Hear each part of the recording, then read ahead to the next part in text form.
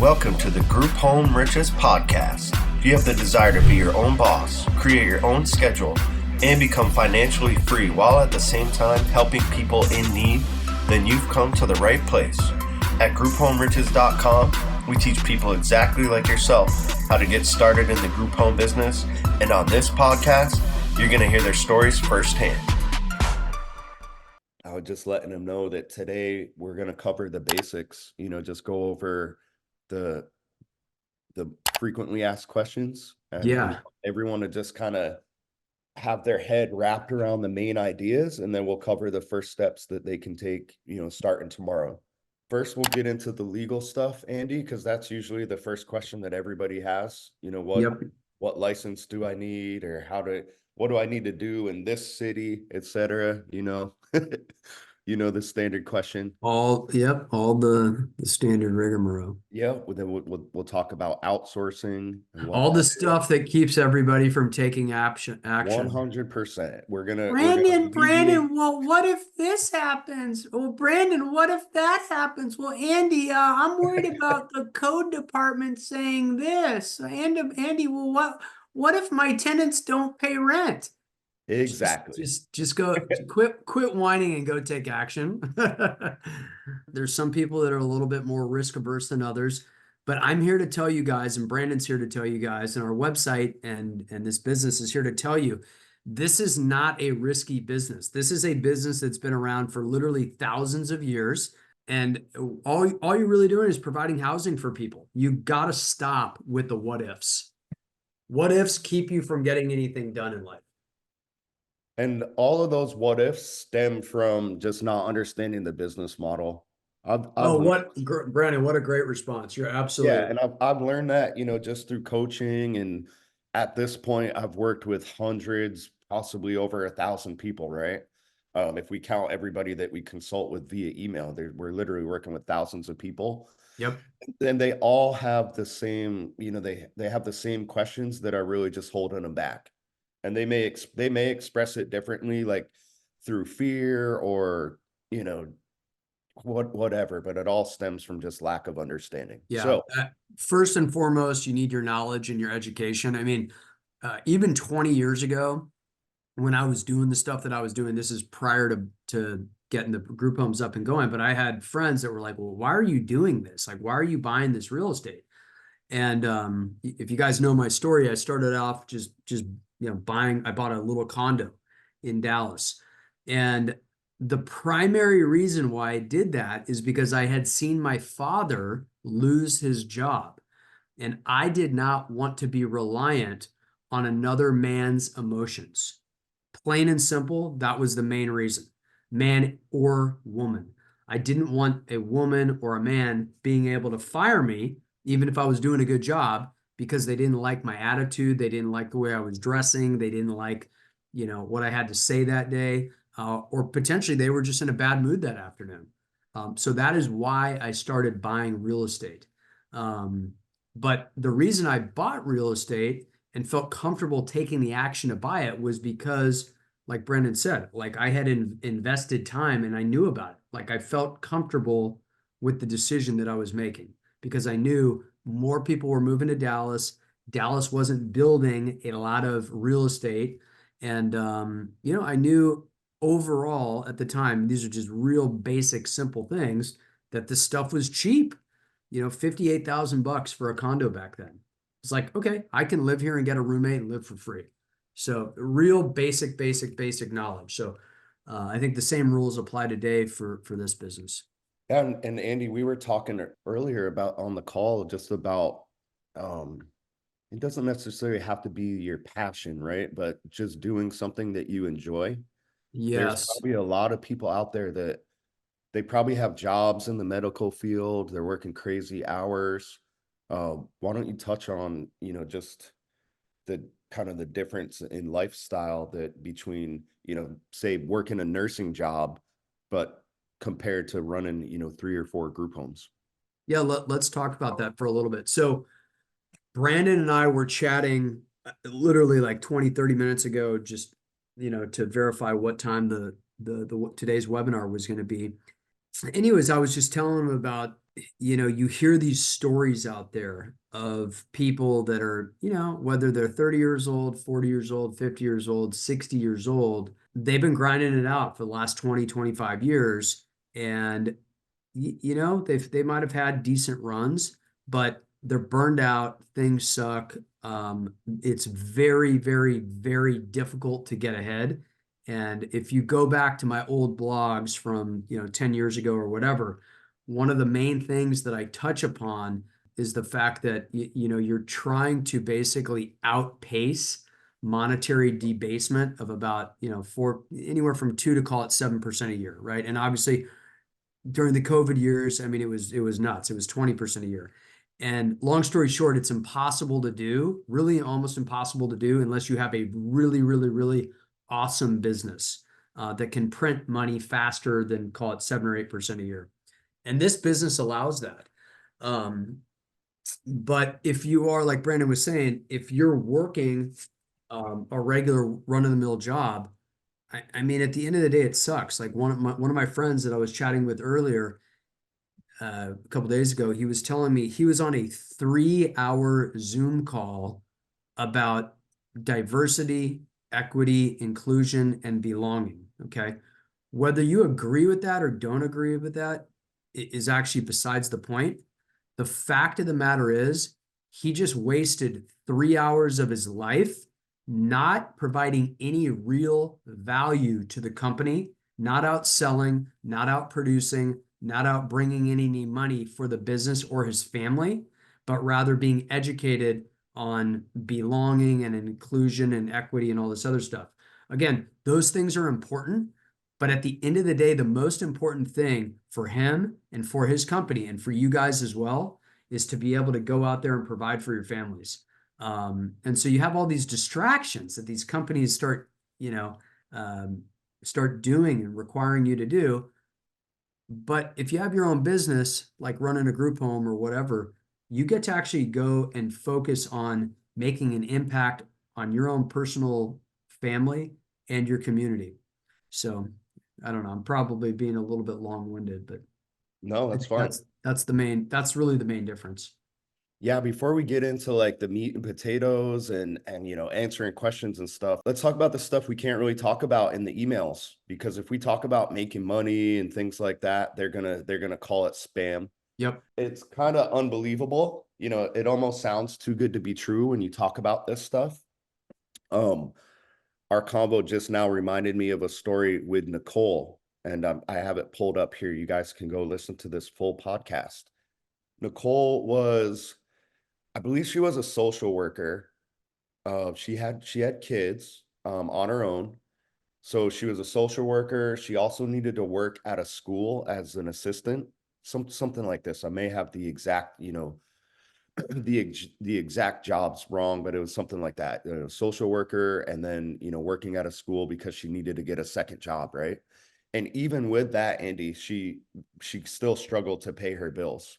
Yeah. So a year before we recorded this podcast, she was just working, who knows, 12 to 14 hours per day, and still had that stress of, all right, am I going to pay rent or the phone? She's just catching up, borrowing, Borrowing from Peter to pay Paul. Yeah. that's it, right? So imagine the stress that she had, right?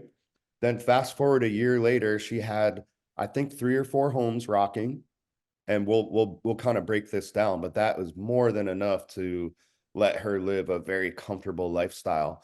And it hit her when she was in the grocery store in the middle of the day, and she was sitting in the produce aisle, like really thinking about which tomatoes she was gonna get. Yeah, I totally remember this. Yeah. Yeah, it hit her like, holy crap. Like, it's the middle of the day and I'm sitting here wondering what tomato I'm going to get. Yep. And a year before this, she was wondering, what bill she was going to not pay. Yeah, you're freaked out. You're freaked out. And I got to interject real quick because I think on that podcast, I remember telling her, I've actually lived that exact same moment in my life. And I can vividly recall that back during the last recession, going to Costco in the middle of the afternoon. They've got all the little snack places and you go up there and you get your free snacks and everything else. It's awesome. But at 1 o'clock in the afternoon at Costco, thinking to myself, wow. And guys, mind you, this is like, this is 15 years ago. And I was living off of those group homes. Granted, I had some rental properties as well, but those group homes really, really, really were, that was the genesis of what allowed me to start, living the life that I currently live. But at Costco, 1 o'clock in the afternoon, buying whatever I wanted over there, not having to be in an office. And when you have this amazing feeling of gratitude, it's, gratitude for yourself. But then you start thinking, wow, like I'm able to do this because I'm providing a basic need for society. It's very, very, very rewarding. Yeah, and at this point, the affordable housing is in crisis mode. In any city, you can just look outside and see the need for this stuff. It's crisis mode. And I got to go back to something as well. Like if you guys were trying to do this, call it 25 years ago, you actually may have been a little bit early. Not that there wasn't ample demand for this. Again, this has been an industry that's been around for thousands of years. But when you're that early, it's kind of like, do you want to be early when you go into war? No, the answer is no, right? You are going to be first on the lines. You're going to get shot. You're going to get killed. If you're a martyr and you know you're going to die, that's totally fine. But you don't want to be too early in life. You'll hear me say it all the time. You want to arrive early. You always want to get there faster than everybody else, but you don't want to be the first because if you go back to my old blogs, what do I always say? I say, pioneers get scalped and settlers prosper. That's the name of the game. I was not necessarily a pioneer in this space, but like I was one of the first people to start doing it, as far as I know, and definitely I was definitely the first to start putting it out on the internet. You guys are here at a very, very, very early point in time, and you've got Brandon, you've got me, you've got all of our coaches here to tell you exactly what you need to do so you can fast forward. We snapped our fingers, boom, and we get you set up and going. Yeah, and I'm gonna break down just mathematically how much your guys' life can change within a couple months or even a year if we want to be conservative. So we'll just do the basic math, Andy. Yeah. So let's just start from the basics, right? We're looking for a large property in a lower to middle income area, so it's Yep. affordable for yourself, and Yep. you can pass on that affordability to your tenants. We'll just use 600 as the bed price. That's a nice even number and pretty close to what you're gonna get in most markets. Yes. And again, we're talking about shared housing, a big 4 or 5 bedroom property, 2 people per room, Mm-hmm. that's kind of your standard setup, right? Absolutely. So $600 is the bed price. We're going to multiply it by 2. This is the revenue that you're generating in each bedroom. We'll look for a 4 or 5 bedroom property. Sometimes you get like a 5 bedroom, and then you can convert the garage and you can have 6, 7 bedrooms, right? You have one just cash cow that's like 8 or 9 bedrooms, right? Yeah. Oh, yeah. I mean, we've got a bunch of them. I mean, I've got one where that I can think of, and I laugh about this stuff, guys, because you always hear me say this as well. Back in the day, my mom, I didn't really understand it until I got into this business, 20 years later or whatever. But my mom would always make the reference, "Oh my gosh, that guy's laughing himself all the way to the bank," and I never really knew. I never really knew what that was or what that meant until I started this business. And the reason I'm laughing about it is because, like Brandon said, it's true, right? So this one property that I'm thinking of, it was a big house already. I think it was like a 5 bedroom home. We converted the garage. It was a big garage, two-car garage. So we got 2 more bedrooms out of it there. And then we had this back little playroom area. Okay. So this is back playroom area, and we converted them to individual rooms. So we had three, 3 or 4, I don't even remember how many it's got back there, 3 or 4 individual rooms. So that thing, I'm not kidding you guys. That thing probably houses 10, 12, 14. It probably it probably houses 16 or 17 people. So sorry for laughing, but it's just the reality. And I think the mortgage payment on that, I bought it for about 75,000 bucks back during the recession, probably into it for about 90. So, and I've refinanced it since, but yeah, let's say the payments, the taxes have gone up. Payments probably like $1,300 a month. Yeah, the ROI is incalculable. Yeah. It's infinite. So, that's just to show you guys, I'm going to use kind of a conservative estimate here. So let's say, so you're generating $1,200 in revenue per bedroom. Let's say you get a 4-bedroom or a 3-bedroom and you convert the garage, you have 5 bedrooms. You're now generating, this is your gross revenue on that property.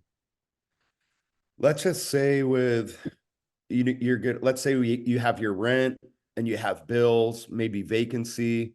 You're gonna, let's just say the cost is $3,000 on the property. Andy, would you say that's like a conservative number? Yeah, I think that's a good number. Yeah, you might not, you're not going to be filled all the time. You have your house supervisor, and then the bills are going to be a little bit more than normal because there's so many people in there, right? So Yes.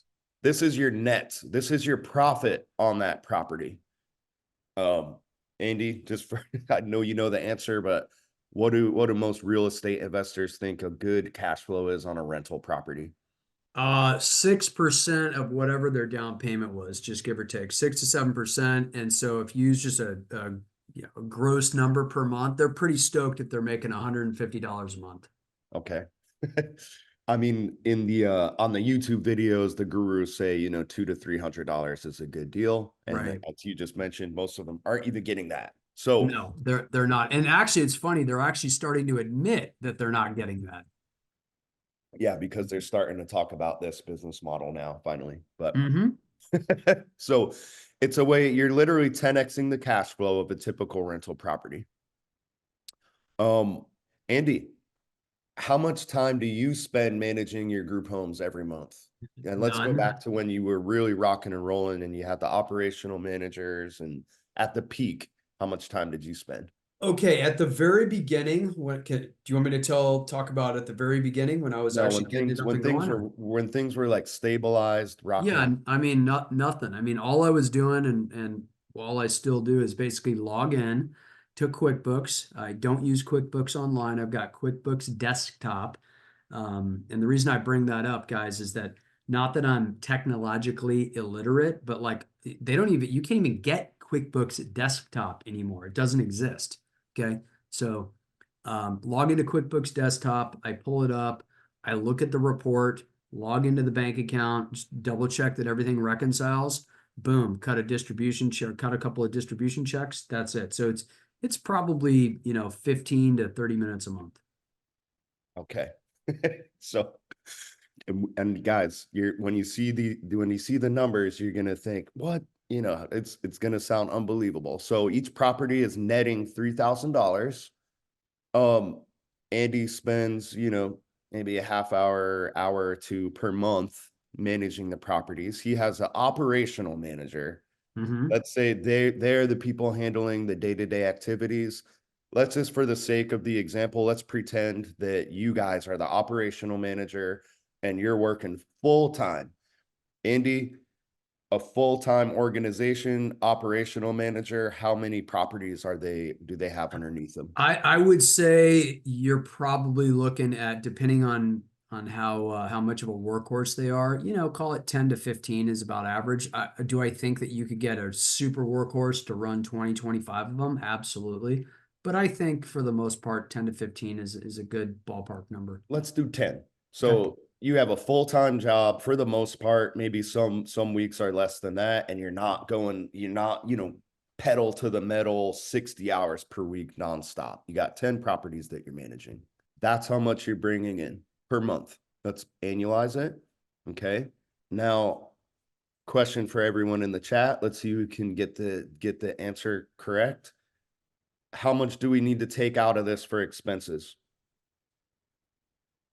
We got Carrie. Very good response. Good response. Remember, we took out the expenses already. So you're looking at, this is what you're looking at take home if you were to manage 10 of these things on your own. Andy, you mentioned, we've talked about the operational manager, right? Mhm. So the operations person is someone that's handling the day-to-day activities. Andy, you got your first one on what, like the second or third property, right? Yes. So, and you can work out, different splits with the operational manager salary. Let's just say that they're a six-figure earner. You pay them $100,000 per year. That's your take home on a 10 property, organization with all of the day-to-day activities outsourced, meaning all you have to do is look at the books for a half hour, an hour every month. And this is your take home on an operation like that. This is why you can spend, your time in a grocery store debating on what tomato you want to get, or Andy can drive around, looking for deals all day and go on vacation whenever he wants, right? Let me Now, throw something else out, guys. To give you an idea, now the commercial real estate markets, it's going through some turmoil, and we're still probably in like the first inning or second inning of that. But to give you guys an idea, I want somebody to guess. I want all you guys to guess $360,000 a year. How much would you pay if you were to buy, for sake of argument, an apartment complex where the net income is $360,000 a year? Let's get a couple of guesses. mm, yeah, I was gonna Gary, say good guess. Good a guess. couple mil. Yeah. Um, okay, Abraham, you're probably right if you're in New York. Yep, Chris, yeah, 9 million. I would say, just for sake of argument, yeah, you guys are all spot on. You're looking at like I don't know who just said that, 5 to 10 million bucks. On a 5 cap, you're looking at $7.2 million. Okay. And give or take, that's what this stuff was trading for over the last couple of years. It's going to revert back and it'll start going up again. But over the last couple of years throughout the country, if you just had to put a rough cap rate on things, it was going to be about a 5 cap, which would equate out to be $7.2 million. Okay. $7.2 million to generate 360,000 bucks a year. Brandon just showed you a way to generate $360,000 a year for basically nothing. Depending on your situation, you can do this with nothing. Yes, you can. So, and I've already seen that question, what do I do if I don't have any money? Stay tuned. We're gonna show you guys the map to do this with literally no money down if you need to. If you do have money, it makes things easier, but you could totally do this with no money down. I wanted to show you just that experiment, the calculator experiment, that's 10 properties. So I know a lot of people are thinking like, all right, that's going to take me years to do, right? Wrong. This is Jade. Listen to this. She's one of our done for you coaches. She was a client and is now one of our coaches. She did the done for you program a little over a year ago, and I believe she's opening her third property. Even there, 3 properties, that's most people can live off that and replace their salary. Eric is another one of our coaches. I believe he's got 5 or 6 properties in a year or two. This is our record. This is the record breaker right here. Patrick, he does sober living properties, kind of in Arizona is where he started. Now he's all over the place. Patrick did 15 properties in his first year. So let that sink in, guys. We showed you the math. We talked about, how many hours you would need to put in. And you can if you hustle, you can do that in a year. I Yes. would say on average, the people that you have to put in work. So, I would say the average person takes our stuff and doesn't do anything with it, but I want you guys to be above average. So the average person that actually takes what we do, follow what we do. They go through the gold course step by step. They actually take action. I would say 3 to 5 properties in that first year is probably very doable. We have a ton of Very, people. very, very, very doable. Jade did that. You know, she got 3 properties. Most of the people in our podcast, they've done a couple, in a year. And then you have your outliers like Patrick, that's just an absolute workhorse, right? That does 15 in his first year. We have another guy, Orlando, I think he did 10. And guys, they're doing this by, they didn't have millions of dollars to invest. They're leasing most of their properties. Okay. So, again, long way to tell it, guys, but you can literally change your life in the next couple of months here if you follow these steps. Yep. Andy, how many did you do in like the first year or two? Brandon, I know you always ask me this. I'm thinking probably 5 to 10, maybe 5 to 8, something like that. Even if you do 5, And that's and like we were working pretty hard. I think for me, remember, I already owned rental property, so it was a little bit easier for me to just kind of like once I had a lease expire, I'm like, all right, you're out of here. Boom, I'm turning them over into a group home. right.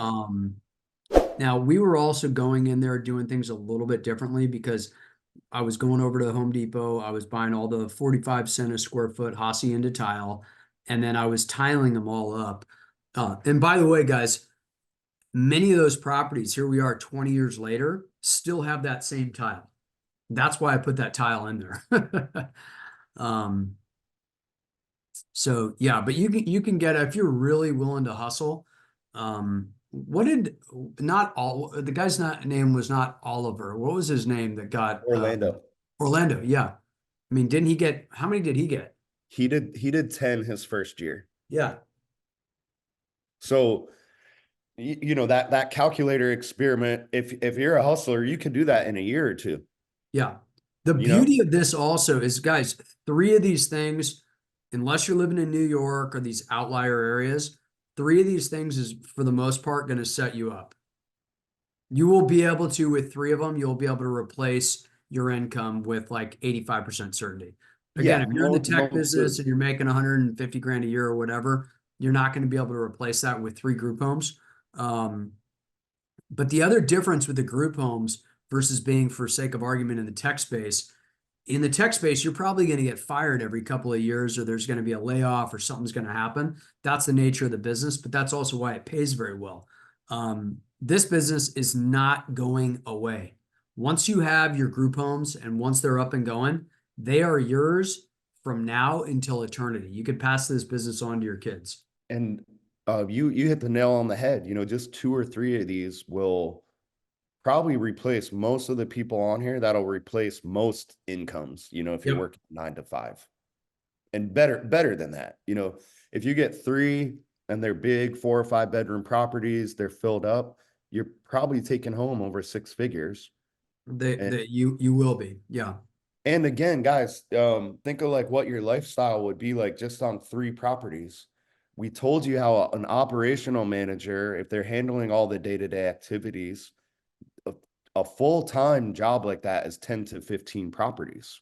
So if you only have 3, you basically have a part-time job making 6 figures. Guys, let me throw something out. If you can take the necessary action over the course of the next 12 months to set up 3 group homes, I am telling you, you will never have to say no when you really want to say yes.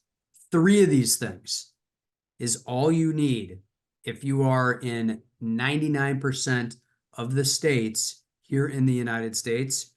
You will never have to say no when you really wanted to say yes. Hey, can you go to dinner tonight with me? Hey, No, I got to can work you at come to 4 in the Disneyland morning. with me? Hey, do you want to go down to Cabo this weekend? Hey, do you want to go to Las Vegas? I'm telling you guys, 3 of these things. If you can work hard for probably 4 to 8 months, get 3 of these things set up, you will never have to say no when you really want to say yes. I like that. We're going to use that. I've never heard that saying before, but that's powerful. Here's a couple example, guys, go through the podcast. I personally love podcasts. That's how I learn a ton of stuff. That's how I taught myself real estate. That's why I like our podcast so much. But we have countless stories of people that have done this. Um, you mentioned Orlando, and I forgot we did a first podcast with him just about how he leased his first property. So we really dialed in on how he found the landlord, negotiated with him, and everything like that after he got his first home.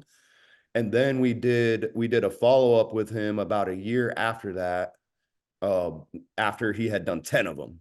So that's a great story to listen to. And I was looking for, I would say it's probably my favorite story is Jasmine. You remember Yeah. Jasmine, right? Yeah. Tell everybody about Jasmine. So for the folks out there, I've already seen it asked a couple times, what do you do if I have no money, right? How do I get started? How do I purchase a property if I don't have money? Blah, blah, blah.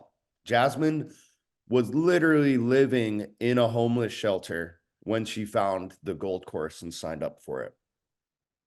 Fast forward a year later, she was opening Brandon, her can you third repeat that property. for everyone, just in case they missed that? Where was Yes. she living?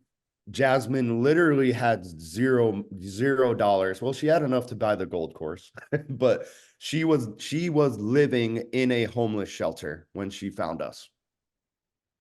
Guys, think that through. She was living in a homeless shelter.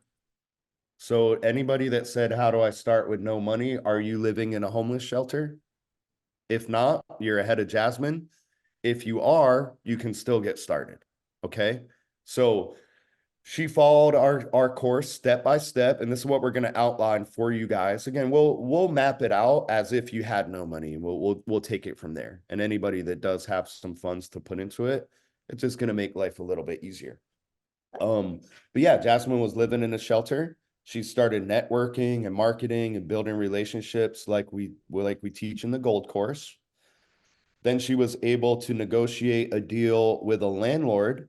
That landlord was so pumped about the business model and the advantages of this over real estate that landlord, the investor, actually was hounding her to get started after he heard about it.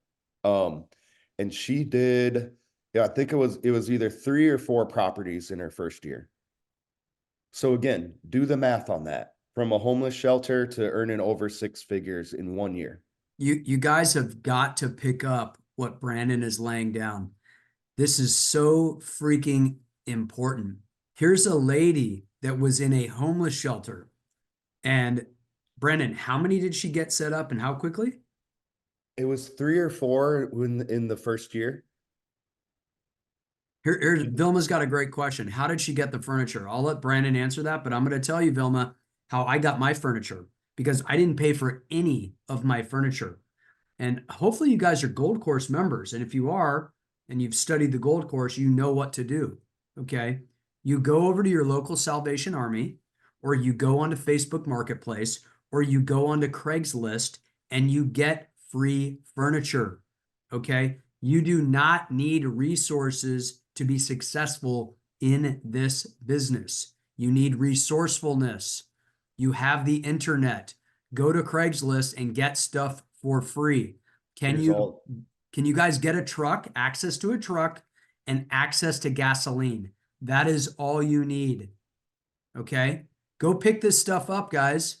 Are you picking up what I'm laying down? These people are laying down beds for free. They want them out of their homes. Go get them.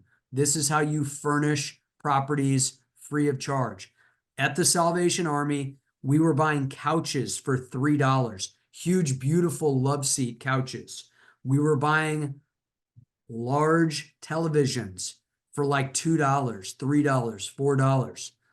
This is all you need. Again, you do not need money to start this business at all. I believe so. Jasmine partnered with that real estate investor, so I'm guessing he probably furnished it for her. Okay. So, how much they spent, I'm not sure. And again, this is a good example of, you can furnish a property for free. It might take a little bit longer. Like if you do have the funds, it's a lot quicker to just hop on Amazon and purchase everything, right? Mm-hmm. So That's, you'll see that kind of play out here across kind of all aspects. Yes, you can do everything for free. It might take a little bit more time, but you could totally do it for free if you need to. And if you have the money, if you can pay for shortcuts, then you're just going to be able to do it quicker, right? Yeah, and quickness really is the name of the game. Like I told you guys earlier, you are not too early. You guys are here at the absolute perfect time. Like Brandon mentioned, I don't care what city in the United States you are in. If you drive down the main thoroughfare in your city, you will see people that need housing.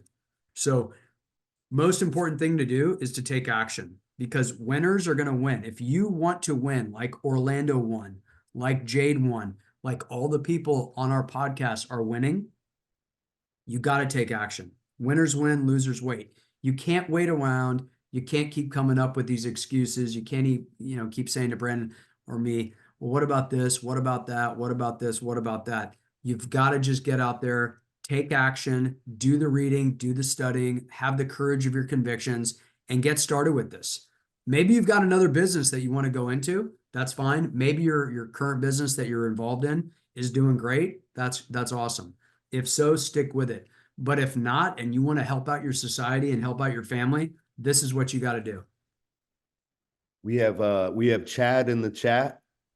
He did six properties in his first year, and it changed the trajectory of my future. Hey, Chad, hey, thanks for can we get him on? Is he on a have we had him on a podcast yet? yes. Okay.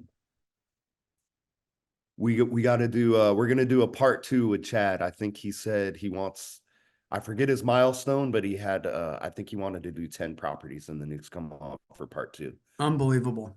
There's so many of these. We did do here it is. Here's Chad's episode, guys. So Chad's in the chat. Again, not planned. He just dropped in there. Brandon, uh, can we get him on? Like, I know you don't like doing this, but can we like pop him in real quick and just have him tell everybody about it for yeah, like let two me see. minutes?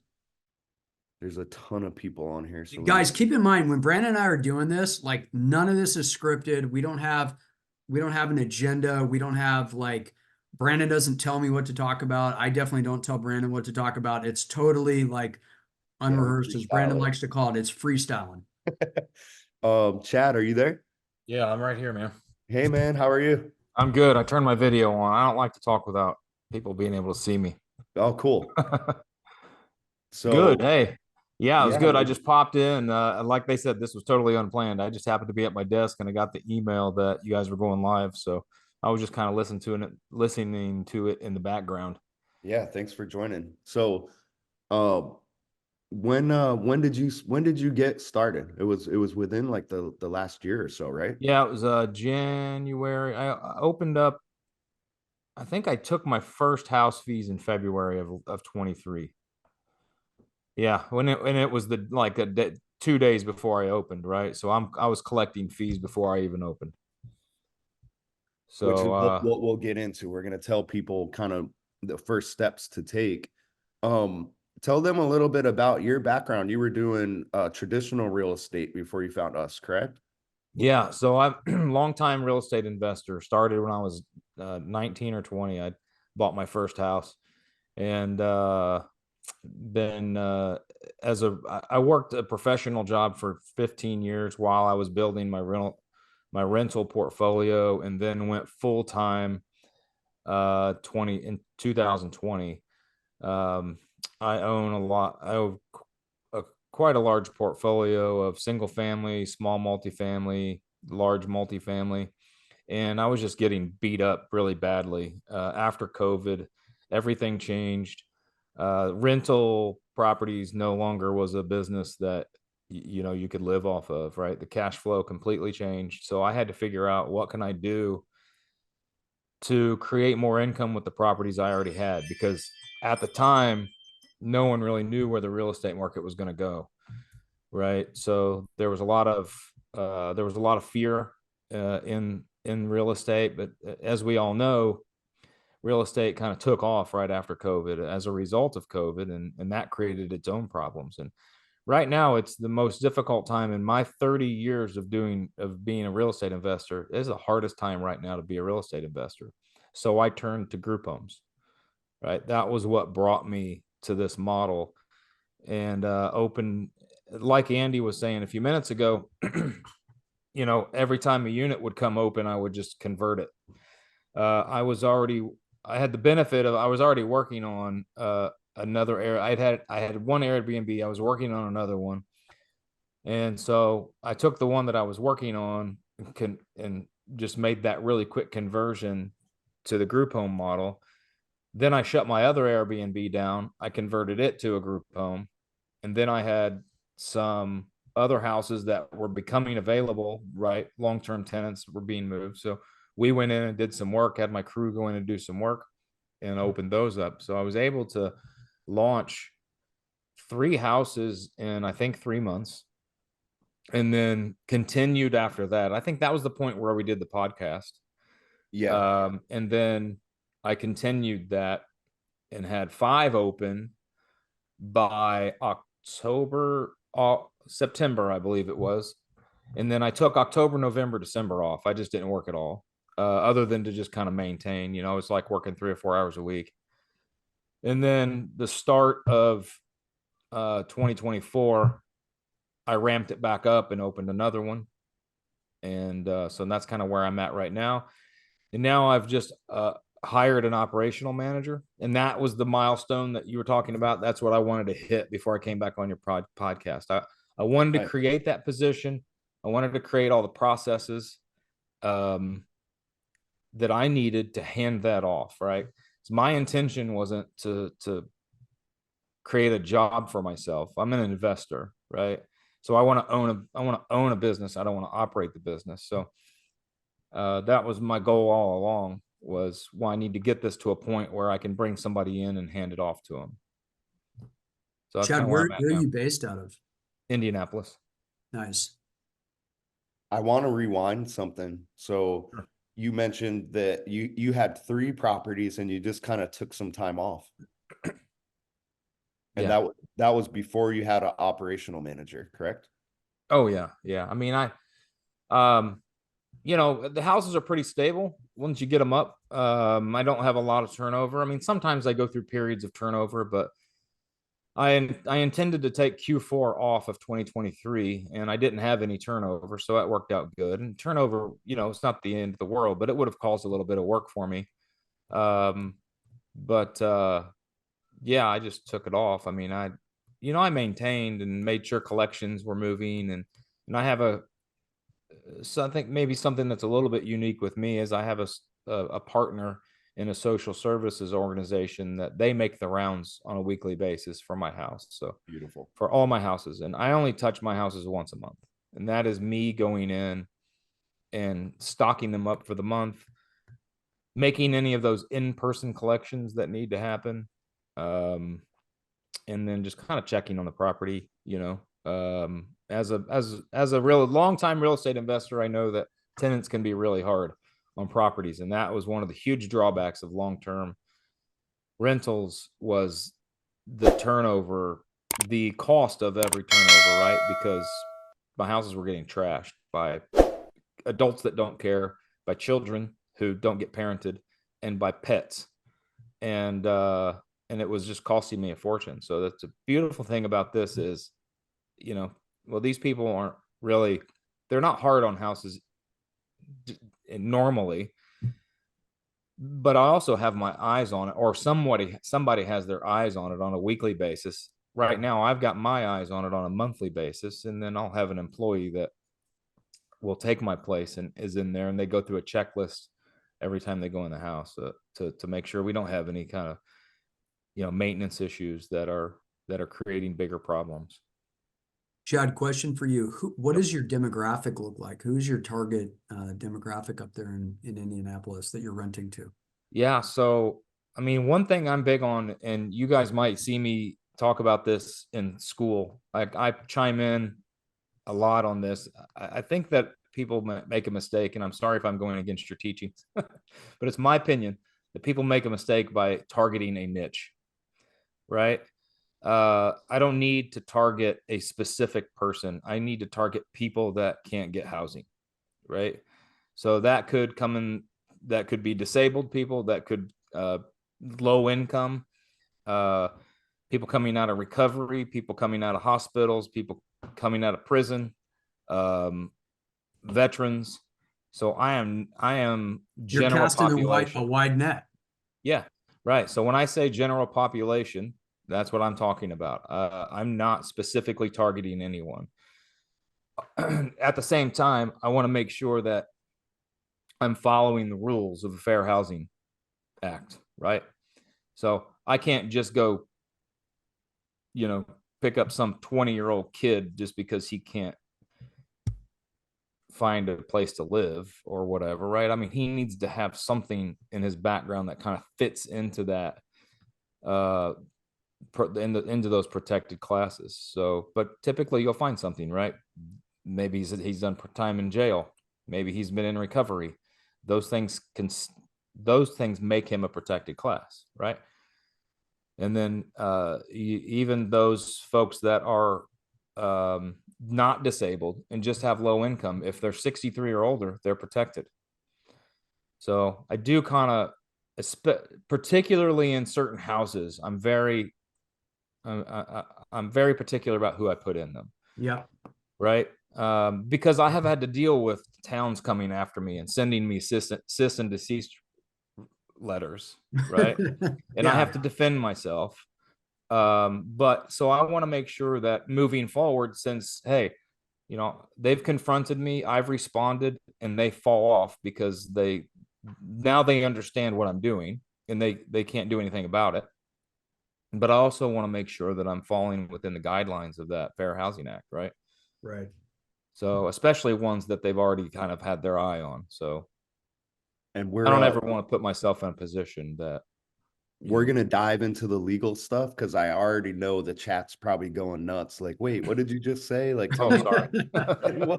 what are you talking about? The town went after you, fair housing. Guys, we're gonna get into that. I love you guys are seeing like real life glimpse, like a snapshot of like actual day-to-day stuff here. So this is gold. Chad, you mentioned school. Just showing you guys this. This is something, if you guys are not in this, you're definitely going to want to sign up for this. And here's Chad explaining in there exactly what he just said. And we agree. So we typically tell most of the clients, our coaching clients, like, hey, don't worry about the niche. Exactly what Andy said. We cast a wide net and you want to see where the demand is. That's kind of how we phrase that. And you see Chad answering this exact question. So Steven, again, just questions that are holding Steven back, right? Hey, what niche should I do? Should I do sober living? Blah, blah, blah. Don't worry about that stuff. I'm going to show you the first steps that you can take, but the simple answer is don't worry about this, smile and dial. And we'll go into what that means here soon. Chad, so when we were talking about, you don't have to say the exact numbers, but when we were doing the calculator experiment and we were talking about the day-to-day activities and, how much effort it really takes managing these things, we do like to kind of be conservative. Would you say that what we're saying, like as far as the cash flow, the effort seems to be pretty accurate to your experience? I'm not sure I was on the call during that time or my mind was somewhere else. So I'm not. On average, Andy, what's like the typical net of your properties? Yeah, I think you're looking at, for us, 550 on the low to probably 725 on the high for rents. And that's on a per bed basis. So each bedroom on average is going to generate about $1,200 a month because you're going to have two people to a room. So, I would say on average, you're looking at $2,500 to $3,000 cash flow net per month per property. It's yours in the same ballpark, Chad? Yeah, I mean, mine's set up a little bit differently in that I offer private rooms and I offer at least one private room in every house. And I do that for 810. And then the rest, of course, are shared. And then across the board, all my houses are the same. And the shared rooms are 660 a month. The shared beds, I should say, right? So what's that? 1,320 for a shared bedroom. and 810 for a private bedroom. And I'm making the private bedroom the smallest room in the house, right? I mean, I couldn't get 2 beds in there anyway. So, and so I, I mean, yeah, I'm probably my lowest gross on a house is 3,000, probably $3,400 a month is my lowest. And then I've got one that's almost 7,000. So 5 houses, I say 6 houses, one's a duplex, right? So they're very small. Each side of them is very small. I already owned the property, so it just made sense for me. I've got 3 men on one side, 3 women on the other side. That is my lowest gross house. And it's, I don't even know, 40, maybe that one's not my lowest. Between when you add them both up, it's 4,200 or something like that. But each side is the lowest grossing. But it works for me. I wouldn't go out and buy that. I wouldn't go out and buy a 2-bedroom, or I wouldn't go out and rent a 2-bedroom. But I already had it in my portfolio. It was turning, so it made sense for me, and it was around the corner from a nonprofit that was going to keep it full. So that is a little bit of a different situation. All the others are single family homes, and those do really well. And when I'm targeting something, so now I'm going out and looking specifically to buy for this. Everything to this point has come out of my portfolio, and it doesn't really make sense for me to convert more of my portfolio at this point because I've saturated a certain area. So now I'm going out and buying property, and everything I'm looking at is 4+ bedroom, lower income areas, close to a bus line, like a C class neighborhood, close to a bus line. Also have been approaching owners because I'll rent as well. I mean, it doesn't bother me to rent something. I'd personally rather own it, but if I can get something in the right area, I'll rent it. It's fine. Chad, what do you pick? What are you buying those things for? The little, they're not little, 4 bedrooms, good size home. What are you picking up a 4-bedroom home for in Indianapolis right now? Well, I mean, I probably at the lowest 180. Okay. Everything's doubled. Yep. In the past 3 years, and more than doubled in Indianapolis area in the past 3 years. So, what I could have gotten for 100, I'm paying 200 for now. Yeah. Do you mind just and I talk about this a lot, but do you mind just kind of giving everybody your spin on, the inflation rate or the monetary debasement rate, however you want to look at it, and why that is a very crucial metric to look at, and why it's important, like you just said a second ago, if you can buy the real estate, you want to buy it. Can you tell everybody why you want to own the real estate? Well, I'm looking at long-term wealth, right? So everything I buy, I'm buying for my future self. So there's a lot of strategy that goes into why you buy a certain property, how you finance it a certain way, how much cash you leave into it. And I think those are bigger conversations than we can have right now. But when I'm buying for my future wealth, right? And potentially even the wealth of my kids. And so, when I'm looking at something I'm looking for something that's going to appreciate. And everything's appreciating right now, but unfortunately the dollar's deflating. So I need to keep up with that as an investor. My rents need to keep up with that as an investor. My expenses are going through the roof. Again, I don't know if I was on another call earlier, so I'm not sure if I'm repeating myself, but No, you're not. This is I've- awesome. And Brandon, we need to clip this and like put it out because this is a very, very, very important point that Chad's making. Sorry to interrupt, Chad, but it's keep okay. going. I've been doing this for a long time, and this is the hardest time in my real estate investment career right now, right? It is the most expensive, the least profitable, and so we have to get very creative. And in addition, there are problems in our society that you're not able to solve with money, right? So I sit in on these big county meetings now because the county is considering me a very valuable service provider, right? So I get invited to these meetings and where they're talking about housing, and they're trying to solve our local housing crisis with dollars, and you can't do that because it takes too many years to do it, right? So, I'll stand up in front of all these bankers and county people and say, look, you're trying to solve this problem the wrong way. That's a really good long-term solution, but if you're going to put up a $10 million building, that's going to take you 5 to 8 years to accomplish that, right? All the red tape that you have to go through, and then you finally break ground, and once you break ground, you're 2.5 years out from accomplishing it. So, you're maybe 4 to 6 years, probably more realistic. And what are you going to do until then, right? What I'm proposing is what I tell them is what I'm proposing here is a solution right now, right? Yeah, move forward with your big projects, but let's get people in houses now. And what I'm trying to do is create dollars in the budget in the county, so they can start solving the problem now while they're making long-term plans to solve it in the future. And I think that conversation needs to be happening in a lot of different communities, right? Because they're not looking at it that way. They're not being creative.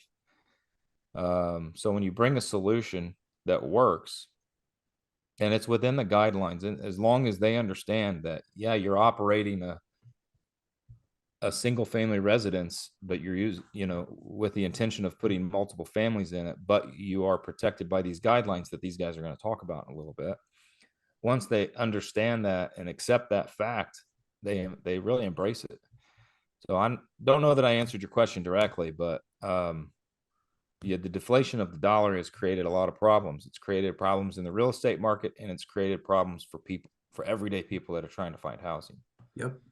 Beautiful. There's some gold for you guys. Chad, I think we could talk all day with you, and we'll have to do that soon. I'd love to just hear you and Andy riff about like real estate and this high level stuff. We definitely got to do a part 2 here soon. Yeah, for sure. Looking forward to it. Before we let you go, Chad, I just kind of want to do a little bit of role play, because I've seen a bunch of people, we have a lot of beginners on the call. They're wondering, the first steps, right? Hey, how do I start with no money? I kind of want to go back in time before you even knew about like this strategy, before you knew about group home riches or anything like that, when you were a real estate investor. Did you go to real estate meetups and stuff like that? Not as much as I would have liked to have, no. You know what I'm talking about though, right? Oh yeah, they happen all the time. I've got partners that go to them a lot, and I just don't go as much. I'm not that social of a person. Understood. It's awkward for me. Yeah. But I love having the conversation, and that's a weird thing. My wife talks about that. She's like, "You love to talk about real estate. Why don't you go?" I'm like, I don't know. I just feel weird.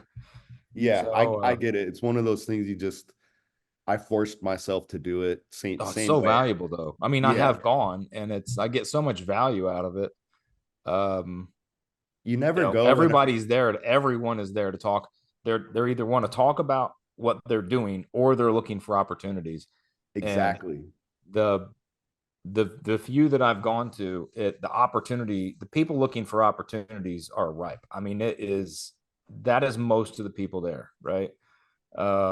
So there's investors that are there, there's owners that are there, and there's people that want to get into real estate, right? Everyone shows up. They're just there for one singular purpose, and that is to talk about real estate. So it doesn't matter how much experience you have, what you can bring to the table. You're not the only one in that particular scenario, right? So everyone's accepted. 100%. And one of the questions in here was, where do I find landlords like this? I personally, I don't think I've ever spoken with a real estate investor about this business model and not at least have them, interested in it. We do for our done for you clients, if someone can go to like a meetup or in their circle and get an investor, one of our coaches will actually pitch that investor for our clients. But I just kind of want to role play a little bit here, Chad. Let's pretend, again, back in time when you were just a landlord. Let's say we are at a meetup. let's say, someone, hey, Chad, my name's Brandon. I've been researching this new real estate strategy. It's an affordable housing. It's a way to 10x the cash flow of a typical rental property. It's a way to have way more control over the property. So no more deferred maintenance, no evictions or anything like that. And you can get started with little to no money. So it's a way to 10x the cash flow of typical property. I have all of the connections in the area. I have a wait list of 10 people. They're looking to move in. I have, multiple relationships with a bunch of nonprofits in the area.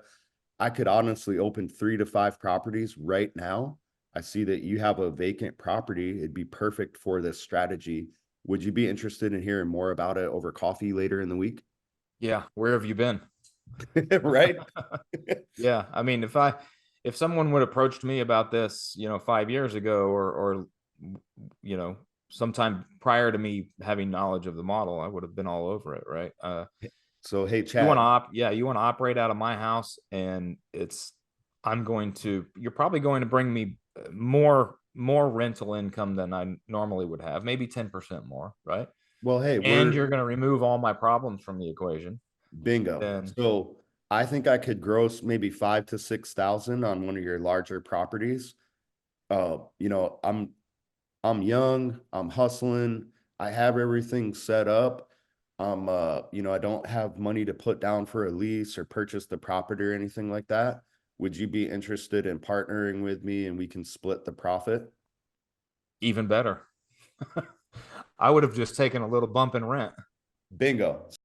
So I just gave you guys, again, it's just role play. So it's always a little bit awkward doing that. But I gave you guys an example of the conversation that you can have to start with again, we wanted to show you what you can do if you have no money, that's what you do. Andy, same back at you, if you were to be approached like that from someone that's confident and actually can say that pitch confidently, so they actually have done the marketing, they have the systems in place and everything like that, would you partner with somebody like that back in the day? Absolutely. Yeah. Yeah. And guys, again, no guarantee, but so far, every single pitch we've done every investor pitch that we've done for our done for you clients, we have never gotten a no.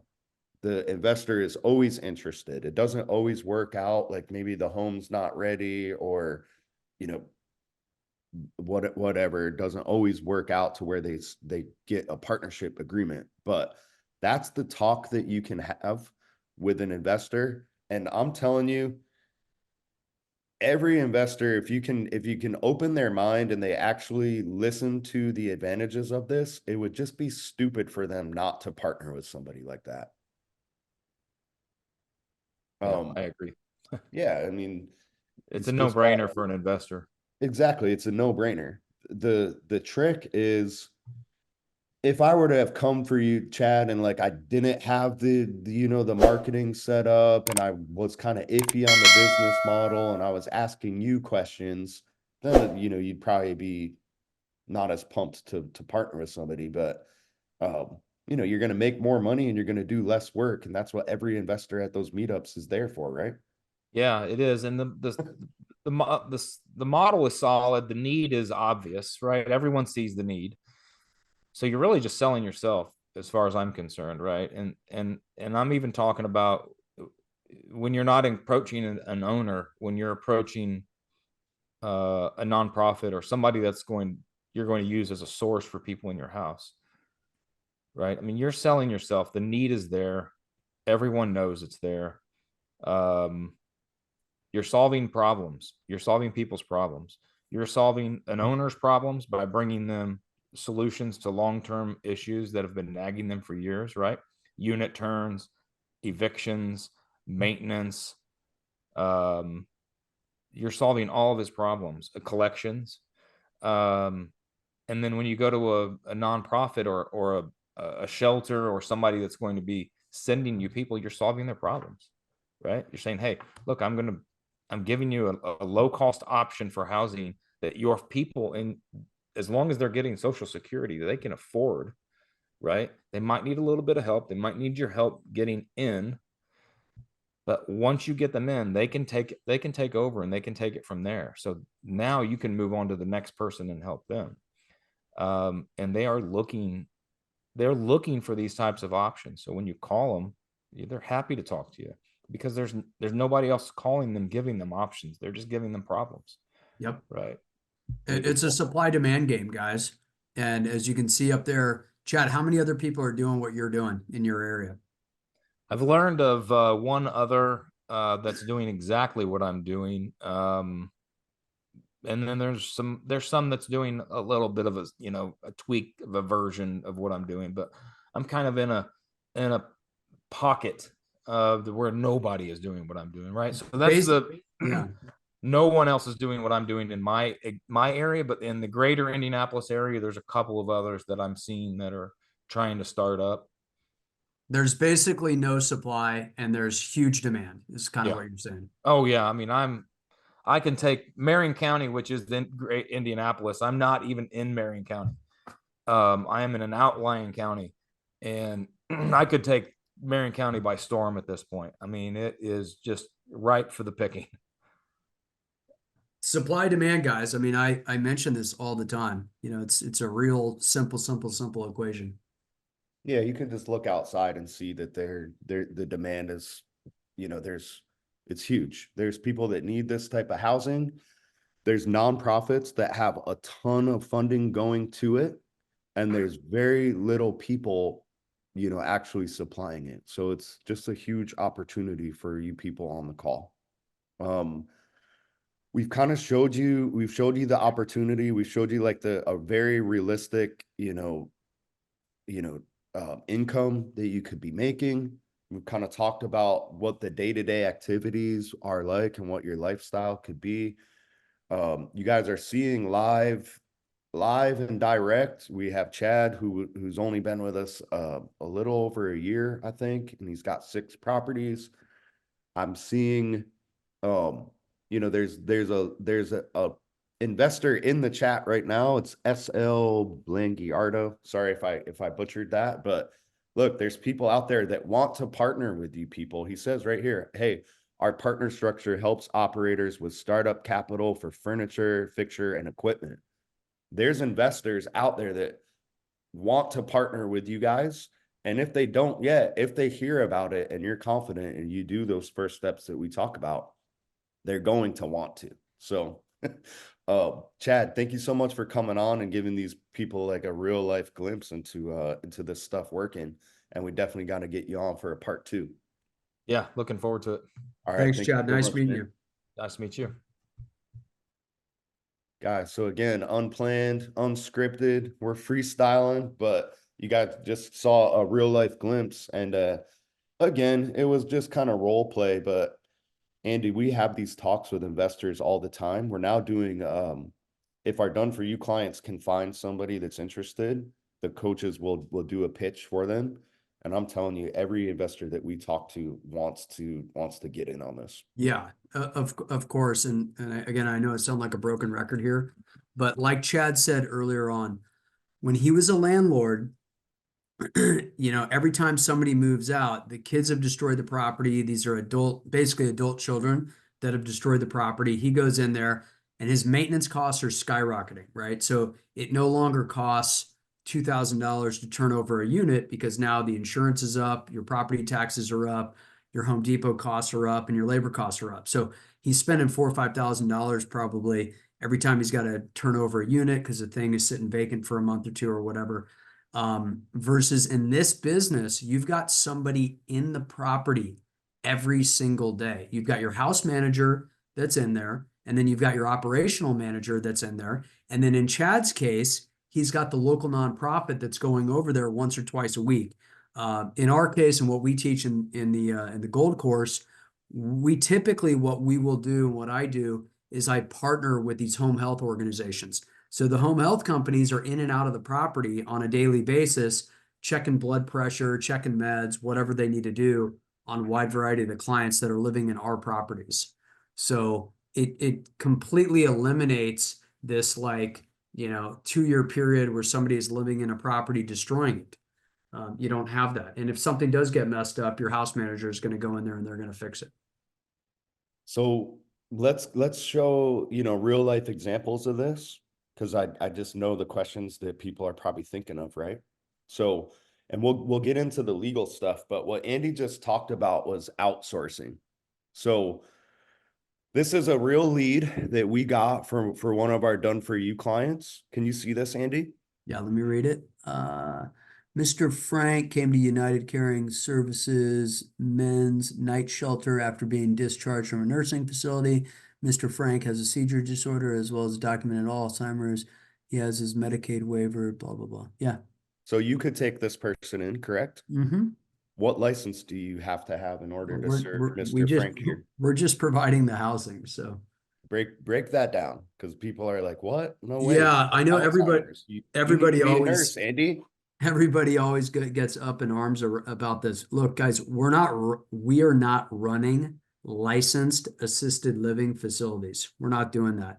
We are So providing housing for these people that either cannot live in an assisted living facility because they don't have the money, or they don't meet the criteria to live in an assisted living, nursing home, or whatever you want to call it. All we are is a full service provider of housing. And when I say full service, electricity, water, gas, trash, TV, telephone. You know, some people are going to provide food, other people are not going to provide food. That's all we're doing. So I'm going to ask the questions that they have. So so you don't need to get a license. So you just take Mr. Frank in and like kind of let him figure it out all on his own and just. What we do is we outsource everything to home health. Okay. So So home do health you, companies in, Cleveland, Ohio, Brandon, you could probably log on to Google. There's thousands of them all across the United States. Those companies want access to your clients that are living in your properties. They are going to take care of them. step by step, like how would you what would the intake look like for Mr. Frank? So she mentioned that he's got Medicaid for let's say it's going to be home health is going to get paid via Medicaid. Yeah. And what you are going to do is you are going to get paid from his SSI and SSDI. So chances are this gentleman, whatever his name is, Mr. Frank, is getting Social Security Disability Income. That's SSDI. It is part of the SSI payment process, essentially. And then what you're going to do is you're going to work. You can actually get signed up so that money goes direct to you. But what we recommend doing is getting an outsourced third party to get set up as the representative payee. And then those people will actually cut you a check on a monthly basis. There you go, rep payee program. Yeah. So this was a company that we found. We worked with these people with Jade. Jade was one of our first done for you clients. She's now one of the coaches, and we found this company in Dallas. So they offer a number of different services, and one of them just happens to be a representative payee.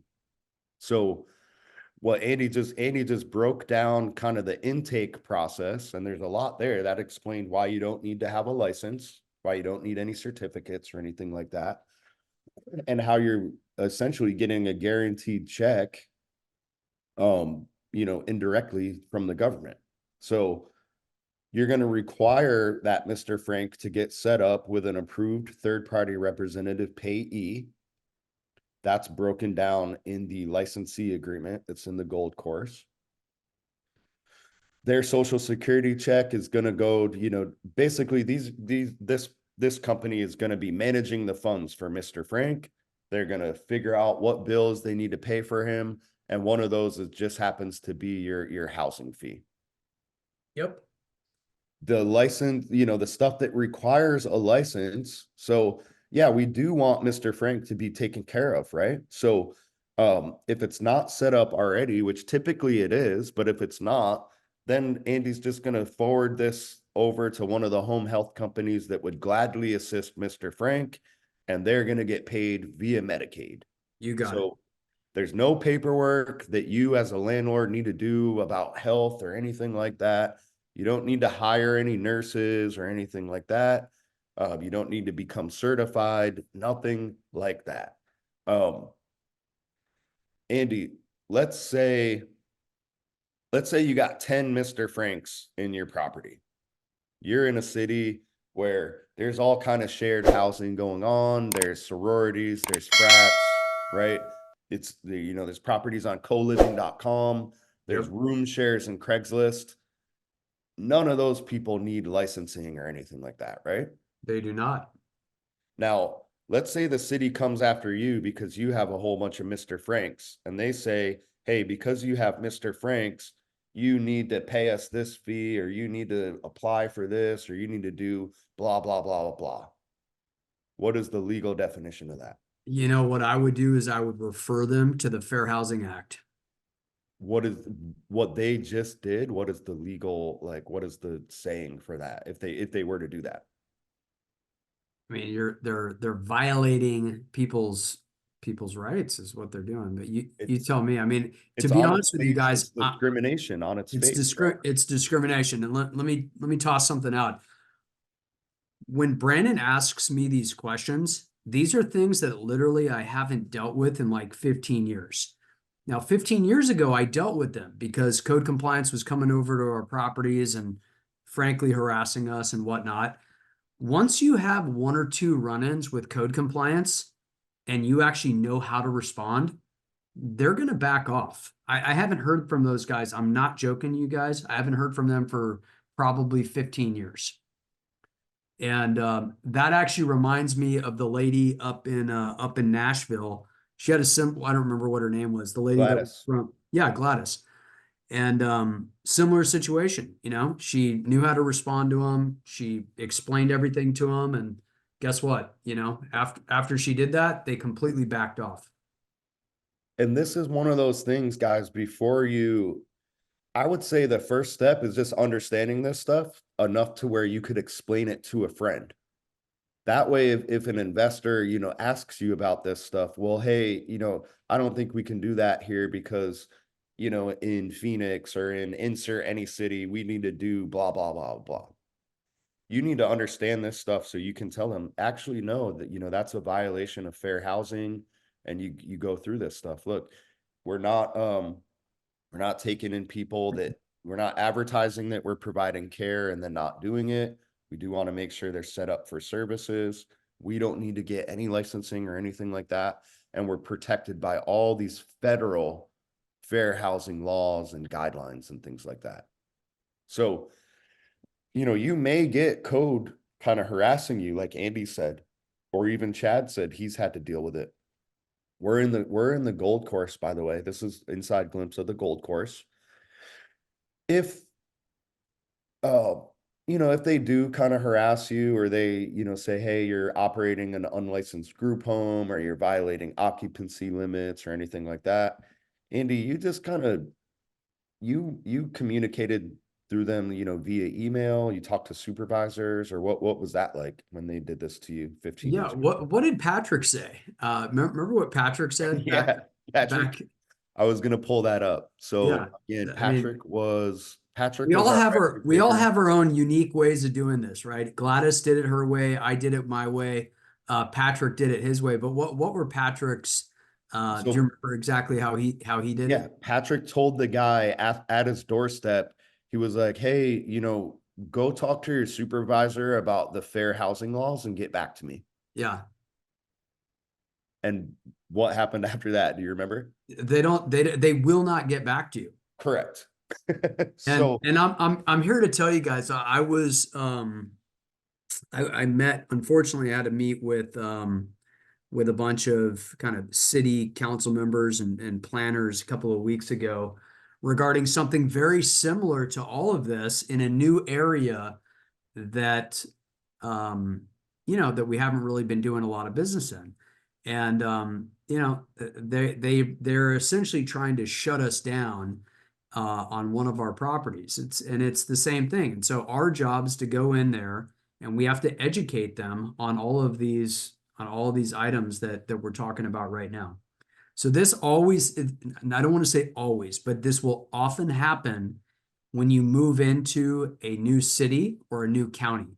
But once you educate those council members or those district reps or what have you, and the people in planning and zoning, 9 times out of 10, just like what happened with Patrick out in Phoenix, they're just not going to respond back to you.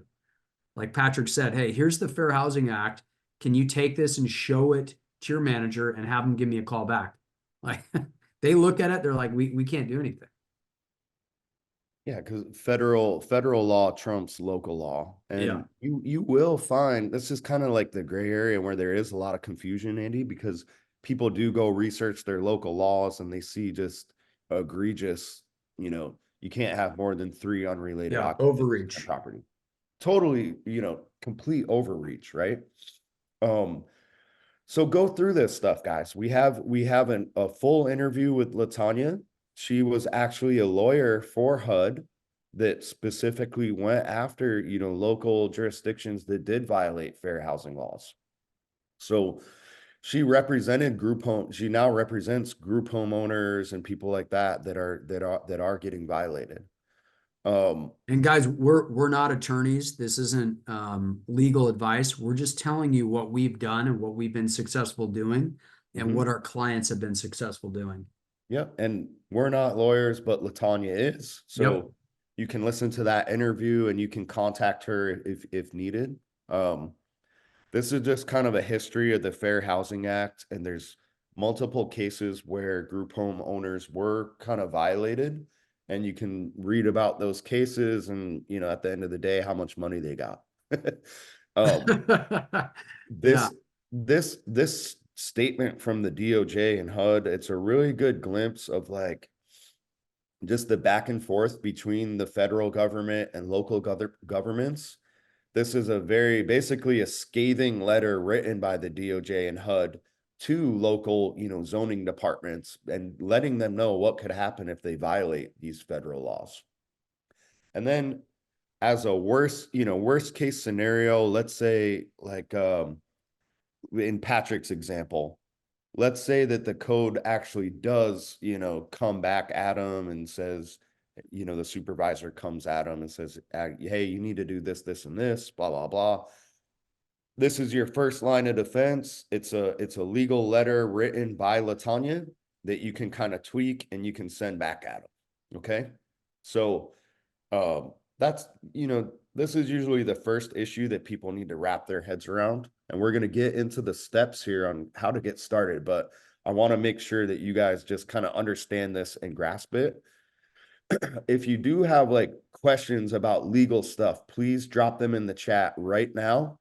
And I kind of want to see like, how it goes, Andy, when you're learning something, it's like kind of fuzzy, you almost get it. So if you guys have questions on that, drop it in the chat. Let's tackle any of these questions before we move on. And all of this stuff will clarify over time.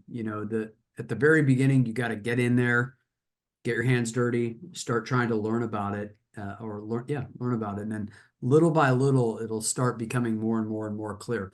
But the main thing I want to emphasize, do not get scared. Okay. Don't get scared of stuff like this that hasn't even happened yet. Exactly. Don't what if this, don't what if that. Brandon and I are showing you guys all of the things that might happen. But again, don't let fear get in the way of getting you started. You've got to take action. So Ty and Danielle, probably similar questions. So Ty asked, do you need to have a rental permit to operate this? And then Danielle just says zonings. Do the homes need to be ADA approved first? So these are all really good questions, right? Just showing that fuzziness. A really simple way to think about this, guys, you need to follow the same exact rules that any other landlord needs to follow.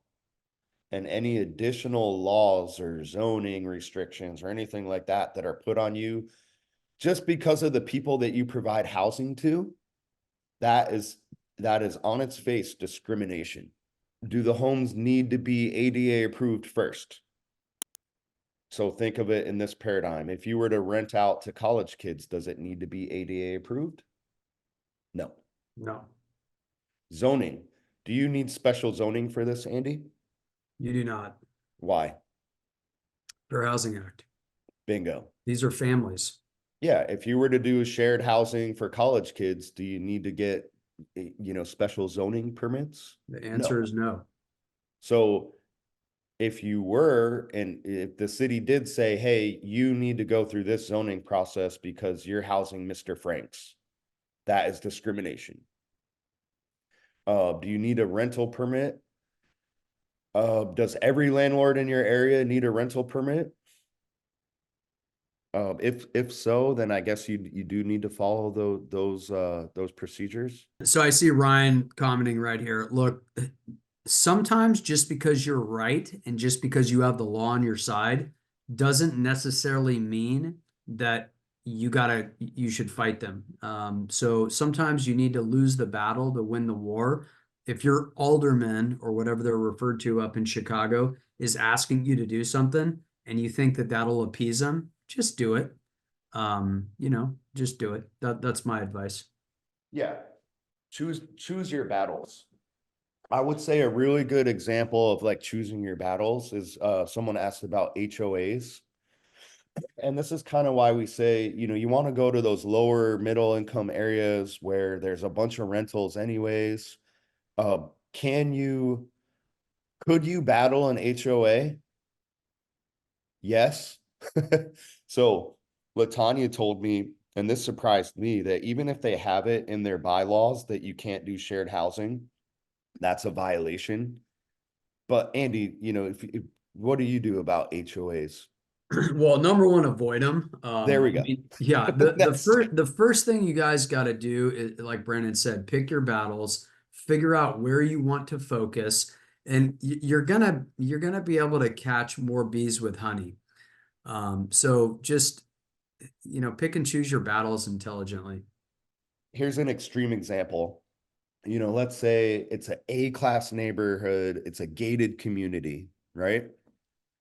There's a HOA, there's a neighborhood watch, and that neighborhood watch is active. Okay.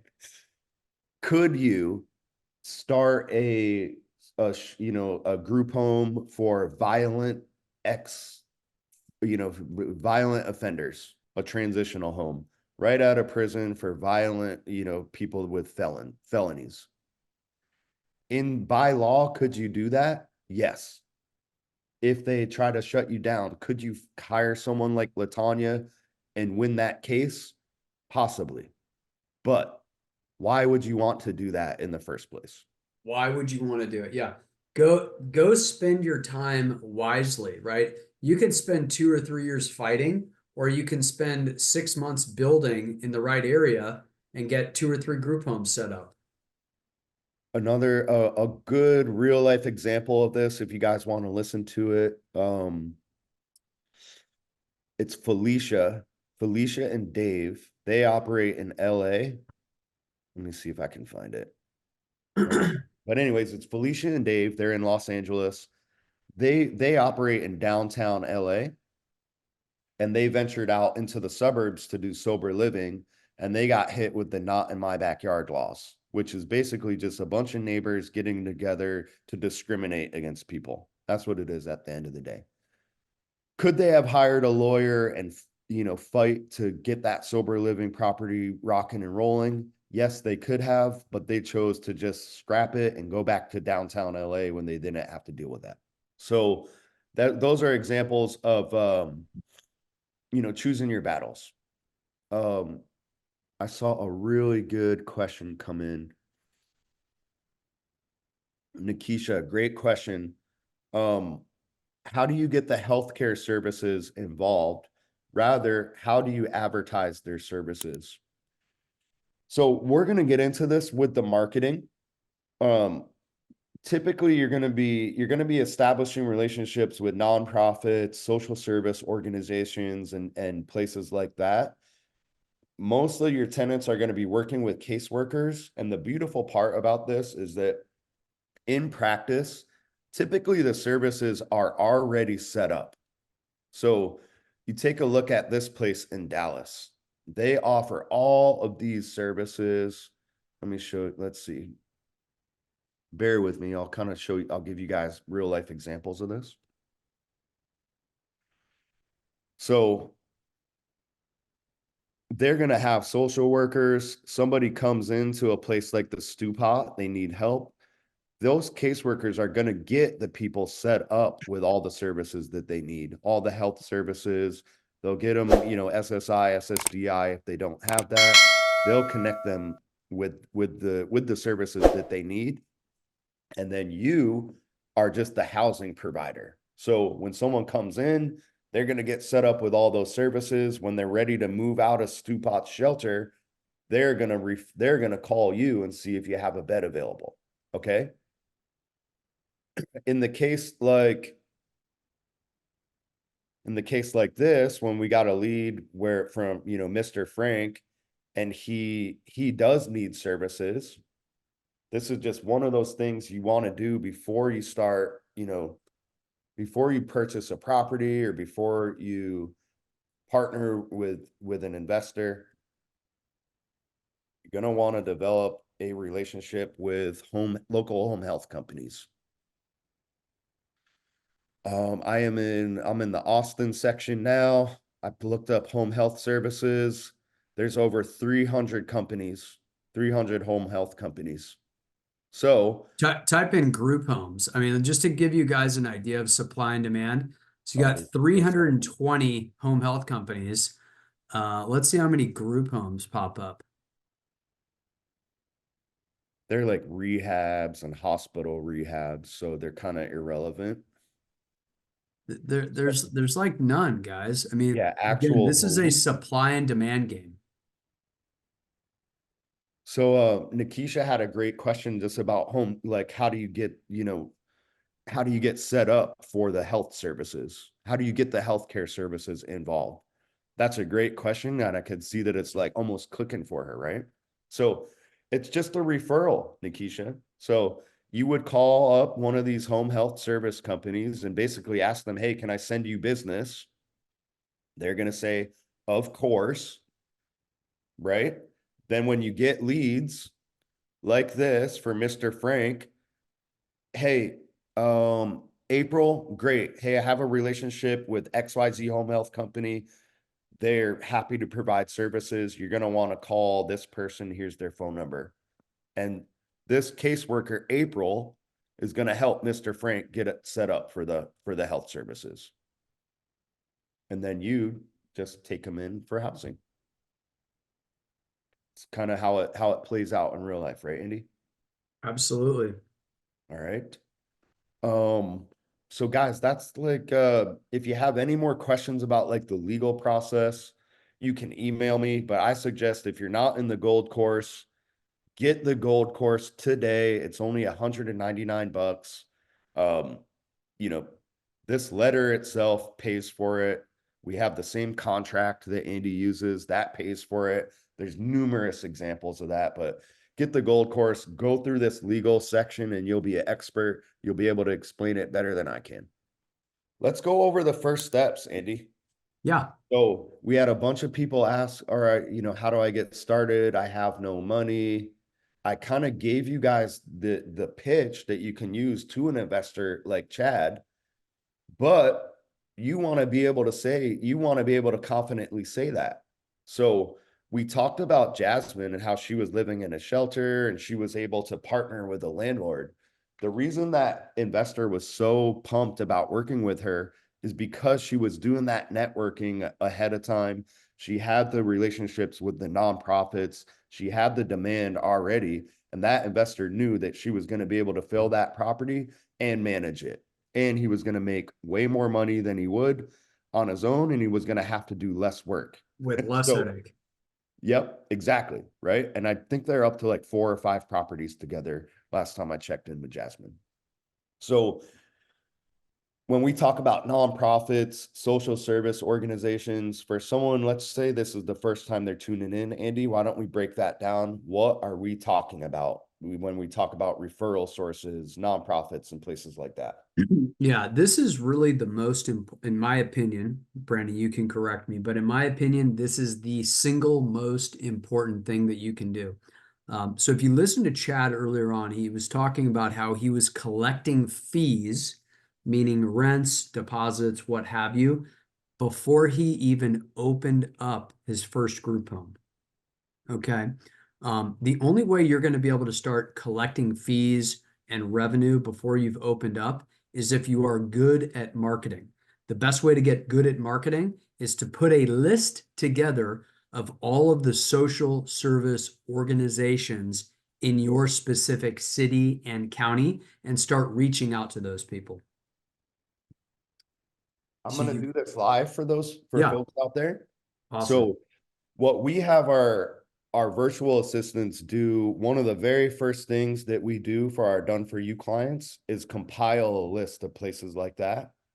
And on average, we're gonna get between 1 to 2,000 contacts like that we can market to. For those in our school group, guys, if you're not in the school group, you're definitely going to want to join. Tomorrow, me and Andy are going to talk about how we find really affordable, talented virtual assistants that handle all the day-to-day activities. That's a whole other call. But I'm going to give you guys a glimpse of what our virtual assistants do for our done for you clients. So this is literally the very first actionable step that you're going to take is to just find those nonprofits and places like that. So I'm in the gold course. You go to your beginner's guide. Again, first step, you guys want to get your questions answered. Whatever number one question you have holding you back, drop it in the chat. We'll do our best to answer that. If not, just email us. Email us constantly until you get that fear and that fuzziness kind of taken away. That's the first step. But the first actionable step is literally just building your marketing list. And we have a whole bunch of guides and material in here that are going to help you do that. But I will do it for you guys here live. So first person that's in a metropolitan area, drop your city and I'm going to find a place for you to call tomorrow and you could get started. Or today.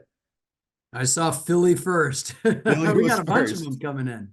Yeah, Houston, Philly, Atlanta, beautiful. So Massachusetts, actually, Virginia, Richmond. This is great. it's still early. You guys can do this today, right after the call, okay? So even if you don't have the gold course, which you should. Every single one of you guys that's putting up your cities, pay attention to what Brandon's about to do here in a couple of minutes. It's actually really, really, really simple. And of course, you know, we do this if you guys sign up for the Done For You. But you guys can do this stuff on your own. The whole goal is to build up your list in your specific city or your specific county of all of the social workers in that area. So, But guys, we have a keyword guide. It gives you all like the search terms that you're gonna want to use, right? So Philadelphia was first. You're gonna go to Google or DuckDuckGo is the search engine I use. We're gonna do one of the keywords, rapid rehousing, Philadelphia.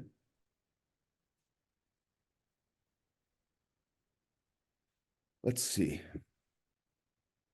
I can usually tell by like the name, all of these places you're going to want to put on your marketing list.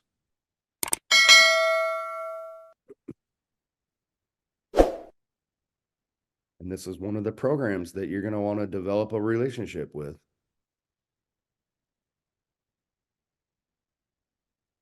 All right, so they get 12 months of rental assistance through this program.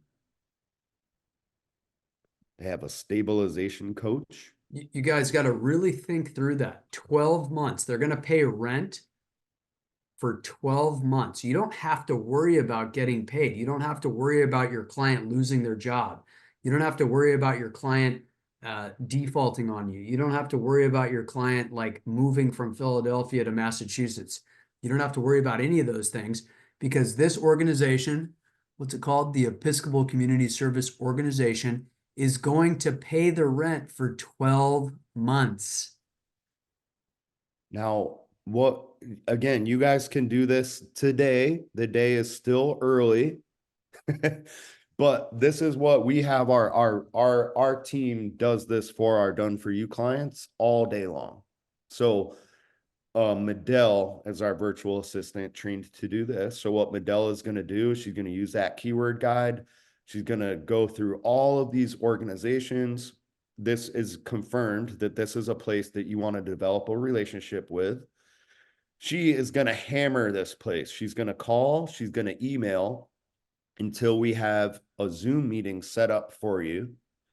And on that Zoom meeting, you'll have one of our coaches, which is either Eric, Terrence, or Jade. We've done podcasts with all of them, so you can hear their stories. They're going to literally pitch you to a place like that. So you'll be on a Zoom meeting. Eric will be doing the call. Hey, my name's Eric. I'm the head of the community outreach team. We're a new real estate company.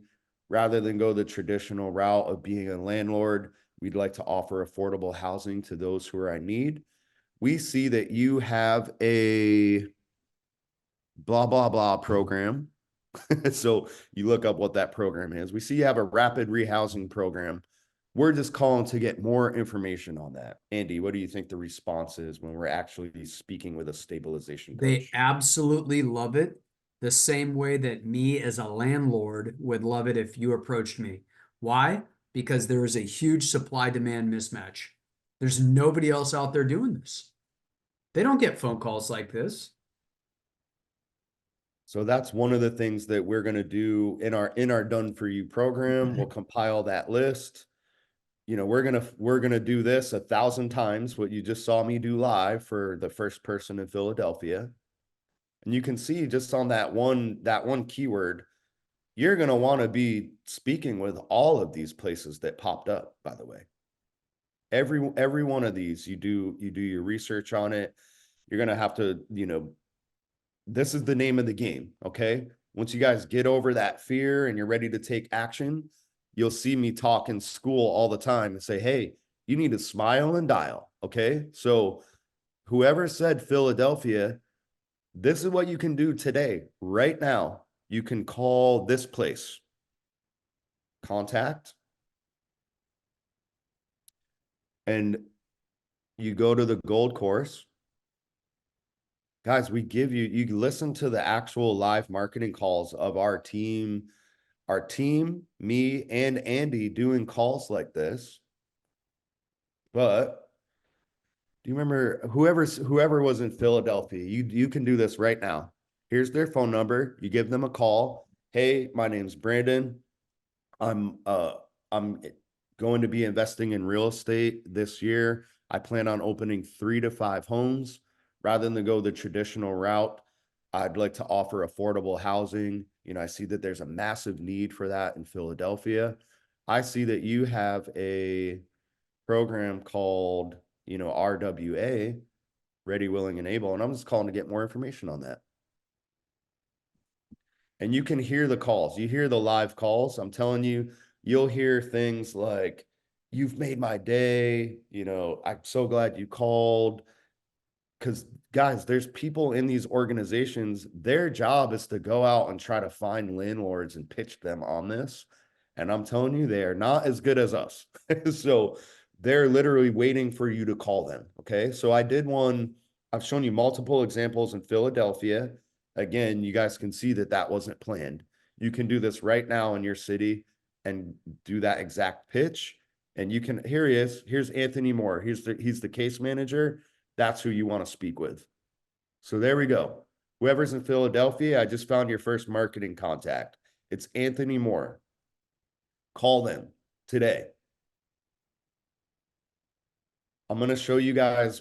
I like this program just because their website is nice and it just kind of shows you exactly like what we're talking about.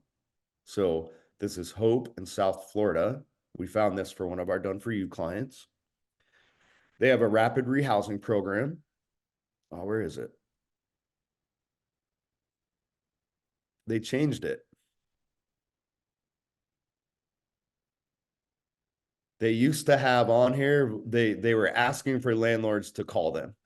So if you're a landlord, call us. That's what they have. But this is again just another example of a place that you want to get in touch with. And it also encapsulates a lot. So these are all the services that they offer. So they have a health center, they do meals, they have a shower, you got to get certified to do all this stuff. And rapid rehousing is just one of those programs that they're offering. And they need landlords. They need people like you. Andy, do you want to talk about this? This is their deposit that they offer. $6,000 up front. Yeah, let's talk about this. Give them kind of the inside glimpse, since we're not on email or YouTube or anything. So guys, we have got multiple properties all over the place where we collect double, triple, even sometimes 4x deposits on these people. I'm sure some of you are out there saying, hey, well, isn't that a little bit unethical?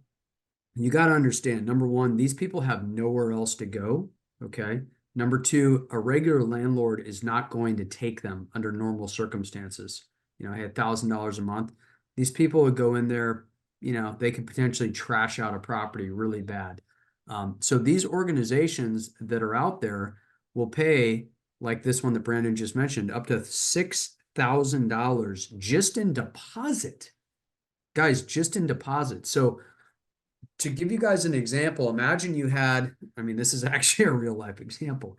Imagine you had a 90-unit apartment complex, and a fraction of those things are reserved for people that are part of these various programs. Let's just say, 20%, that's almost 20 properties. And you are out there collecting $6,000 deposits, and you are out there, and by the way, they're non-refundable deposits. And you are also out there getting your rent out of those people as well. So every time somebody moves in, if it's $1,000 a month, just for sake of argument, you're getting $7,000. That is net money that goes into your bank. So, Brandon, what else do you want to show say? them how the sausage is made a little bit and why they typically don't ask for that back, correct? Yeah, they're not going to ask for it back. Number one, frankly, guys, because they're big organizations. Okay, so they're big organizations. They really don't even keep track of their books. That's kind of number one. Number two, if they have money in their coffers, they are not going to be able to go back to the federal government and ask them for more money. Okay, now all of this goes back to what Chad's comment was earlier on about the debasement of the dollar. Where does the dollar come from? They're literally printing it out of thin air, right? The Treasury goes and issues bonds. Okay, so they're essentially issuing bonds. The Fed winds up printing dollars out of thin air, and then the next thing you know, the value of your dollar has gone down by, during COVID, 20% per year. Okay, and that's why Chad is no longer buying properties for 100,000. Now he's paying 180 for them. But this is also another reason why you got to collect that $6,000 non-refundable deposit. Because when you do go over to Home Depot to repaint it, it doesn't cost you $200 now. Now it costs you $400. So I would say those are the primary reasons. Number one, these organizations are not paying attention to their balance sheets and and to the money. Number two, if they do have money, they're not going to be able to ask, for example, this HUD exchange program right here for the money in 2025 when they need it again. Yeah, guys, it's kind of this isn't great for the taxpayer, and it's causing inflation and stuff like that, but the government is literally printing money. This one program, it's almost up to $3 billion. So it's going to go from the government to organizations like this. They offer an absurd amount for the deposit. And as Andy kind of touched on, the reason why they want us, they're incentivized to spend a ton of money. Yes. They're incentivized. So they're incentivized. And guess what, guys? They're going to go out, they're going to hire more people. They're going to hire more administrators that, as Brandon and I like to joke around about, are going to tell you, they're going to circle back with you. And the next thing you know, they're going to go from, 10 people Literally, guys, we've got these little nonprofits that we've been working with for 20 years, 25 years that used to have 10 people in there, and they're basically doing the same amount of housing that they were beforehand, right? Or, you know, housing assistance. And they've gone from 10 people to 50 people. And they're helping out the same number of clientele. And if they spend $6,000 on the deposit for every single one of their clients, they can go back to, you know, this HUD program and be like, look how much money we applied towards housing. Correct. It's I don't know, like, I don't know how they do their books. Andy, you mentioned that they probably they don't. But I really actually don't. I mean, look, guys, does the US government have a balanced budget? I mean, aren't we like $34 trillion in the hole? That's why long term, whenever we're showing you guys the Done For You program and all this other stuff.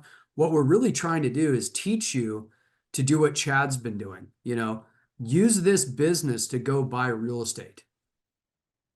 and guys, you can go listen to the live marketing calls. You'll hear Andy kind of negotiate with a nonprofit. It was Andy, it was the nonprofit where there was a question about the gender of the potential tenants. Yeah, But yeah. you'll hear you hear live talk with Andy and this nonprofit, and they paid it between $3,000 to $6,000 per person upfront. Yeah. You get to hear me talk to an organization that at the time of the call, they had 300 people that they were looking for housing for. 300 people, guys. I really want you to think about this. I mean, again, what we're really doing here, I am the ultimate broken record. This is an unlevel playing field, right? There's a huge supply demand mismatch. Huge. You saw Chad. He talked about it. I mean, none of this is planned. Chad's in Indianapolis. Hey, Chad, how many other people are doing this? He's like, I don't know, one or two. Guys, Indianapolis is a huge city. There is no supply for this type of housing up there. There is a monstrous amount of demand. Mark my words, the supply demand imbalance is like that in your city as well. Every city, guys. So that's why I was confident with whatever city you guys put in here. I'm gonna find a ton of organizations. What's Dominic saying? Sorry to interrupt. I barely ever from Dominic. He just put something in the chat. I saw Baltimore pop up a couple times. So that's why I'm, Okay. just showing you guys. These are all bridges to housing stability. You're in Baltimore. Look, you can do this on your own. It's time consuming. You're going to need to figure out who to speak with. You're going to need to follow up with them multiple times. Chuck's in Baltimore, right? And you're going to need to talk to these places and get started. You can hire a VA to do this. In any city, you're going to be able to have multiple hundreds, if not thousands of contacts like this. You can hire a VA, or if you do have the financing to kind of pay for a bunch of shortcuts, you can work with us with the Done For You program. And you'll have our team actually finding all these places, setting up the meetings, and you'll have our coaches actually pitch your future business for you. So someone asks, hey, I'm in Maine. How do I start? This is what you do. You do what I just did in Maine. You find these contacts, you speak with them, get information about their program, let them know you're going to be opening a couple of properties in the next couple of months. Get your relationships. You can get contracts with these places before you get a property. You can build your wait list up. And once you do that, you go to the real estate meetups, you find people like Chad was a couple years ago, and you partner with them. Simplifying it and making it short, but that is the process.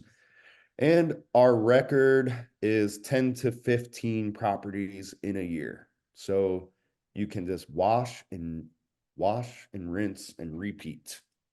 Okay. Yeah, that's the other beauty of this business model, guys. It's very cookie cutter. It doesn't change. Every property, for all intents and purposes, is going to be the same thing. All right, Andy, we are coming on 2 hours as usual. We could talk about this stuff all day, right? Yep. So Guys, if you have general questions about the business model, Nikisha, that was a great question about the home health services stuff. You know, study this stuff and ask us questions until it clicks for you.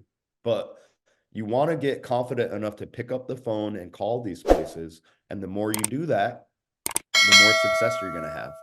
Um, what did Dominic say, Andy? Sorry, you I brought that up. don't, let me We're see. getting a ton of comments in here. Dominic, it's probably from, I recognize him from our school group. He's one of the very active people in the school groups. Um, he sent out an email blast with over 20 contacts, and he's got 3 meetings scheduled and a house tour. That's what we're talking about right there. Bingo. That's only 20 contacts. Imagine if you had 1,000 and you had our team following up with you and setting the appointments and everything for you. Okay. I see a bunch of questions about the Done For You program and our products. So I'm going to go through that. Let's, dude, Ugo. Andy, look at that last comment. Show me. Let me scroll down on this thing. Go to the very last one. Ugo just spoke with Anthony with Ready, Willing, and Able in Philly. Thanks. That's Awesome. what I'm talking about. That is called taking action. This is taking action. This is what you guys need to be doing. Ugo, fantastic job. Way to inspire Ugo, me. you are the VIP, my man. He didn't even wait for the call to end. He smiled and dialed. I like I what love it. Dominic said. He goes, that's what's up. Exactly. Dominic is a great case study, guys. Again, if you're not in the school group, you know, join the school group. It's cancel your Netflix subscription. This is going to be way more helpful for you. It's only $10 per month. Dominic is a great case study. Dominic came in and was just, again, asking like really basic questions in the beginning. And then within like, it was just a couple weeks, he had negotiated his first lease. It is beautiful to watch. That is the process, guys. Ask questions, get stuff answered till you're confident, and you know, start smiling and dialing, get in those relationships, and then you go pitch it to investors. That's it. Ugo, I love the he didn't even wait for it to didn't even wait. Just picked up the phone, smiled, and dialed. I love it. All right, how to sign up for the school group. I'm gonna drop this. I'll drop this in the chat, guys. It's only $10 per month. There's gonna be a ton of comments, guys, which I love it. Keep them coming. I will email the recording and all of these links as well. Brandon, do we put this recording out on YouTube also? We will. Cool. Yep. Yeah. So guys, go to, I dropped the link for the school group, and then you just, you know, there'll be an option to sign up there. Again, it's only $10 per month. And we'll go over more details on the school group in a little bit. Let's see if there's any questions on like just basic questions. Did you see any like good questions, Andy? You know what? I haven't really looked through it. Insurance. I think some people are asking about. I mean, here's one. How much is the Done For You course? Here's another one. How much is your is the one-on-one? What does the Done For You consist of? I mean, it looks like there's a decent amount of questions about that. Do you want to touch on some of that stuff? Let's get into it. How do we sign up for school? I mean, why don't Chris you asked about, hey, Sonny, to respond to my email.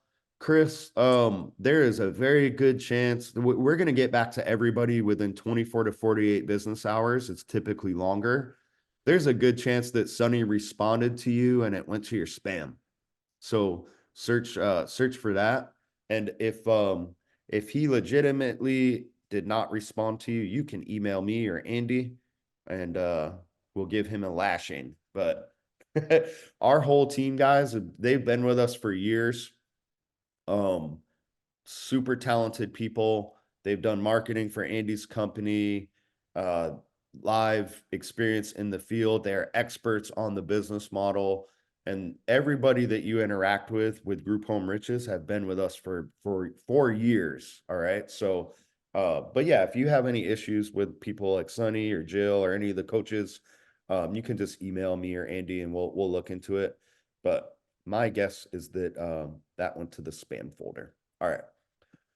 Let's talk about the Done For You program. So the Done For You program, guys, let's first just talk about the opportunity again, okay?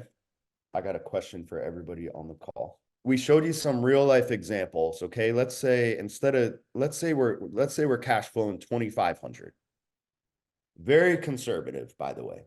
I don't know, give an extreme example, Andy, that big property, like what's the most you've cash flowed on a property in a month? Man, I don't, to be honest with you, I kind of got so lazy. Everything is just consolidated.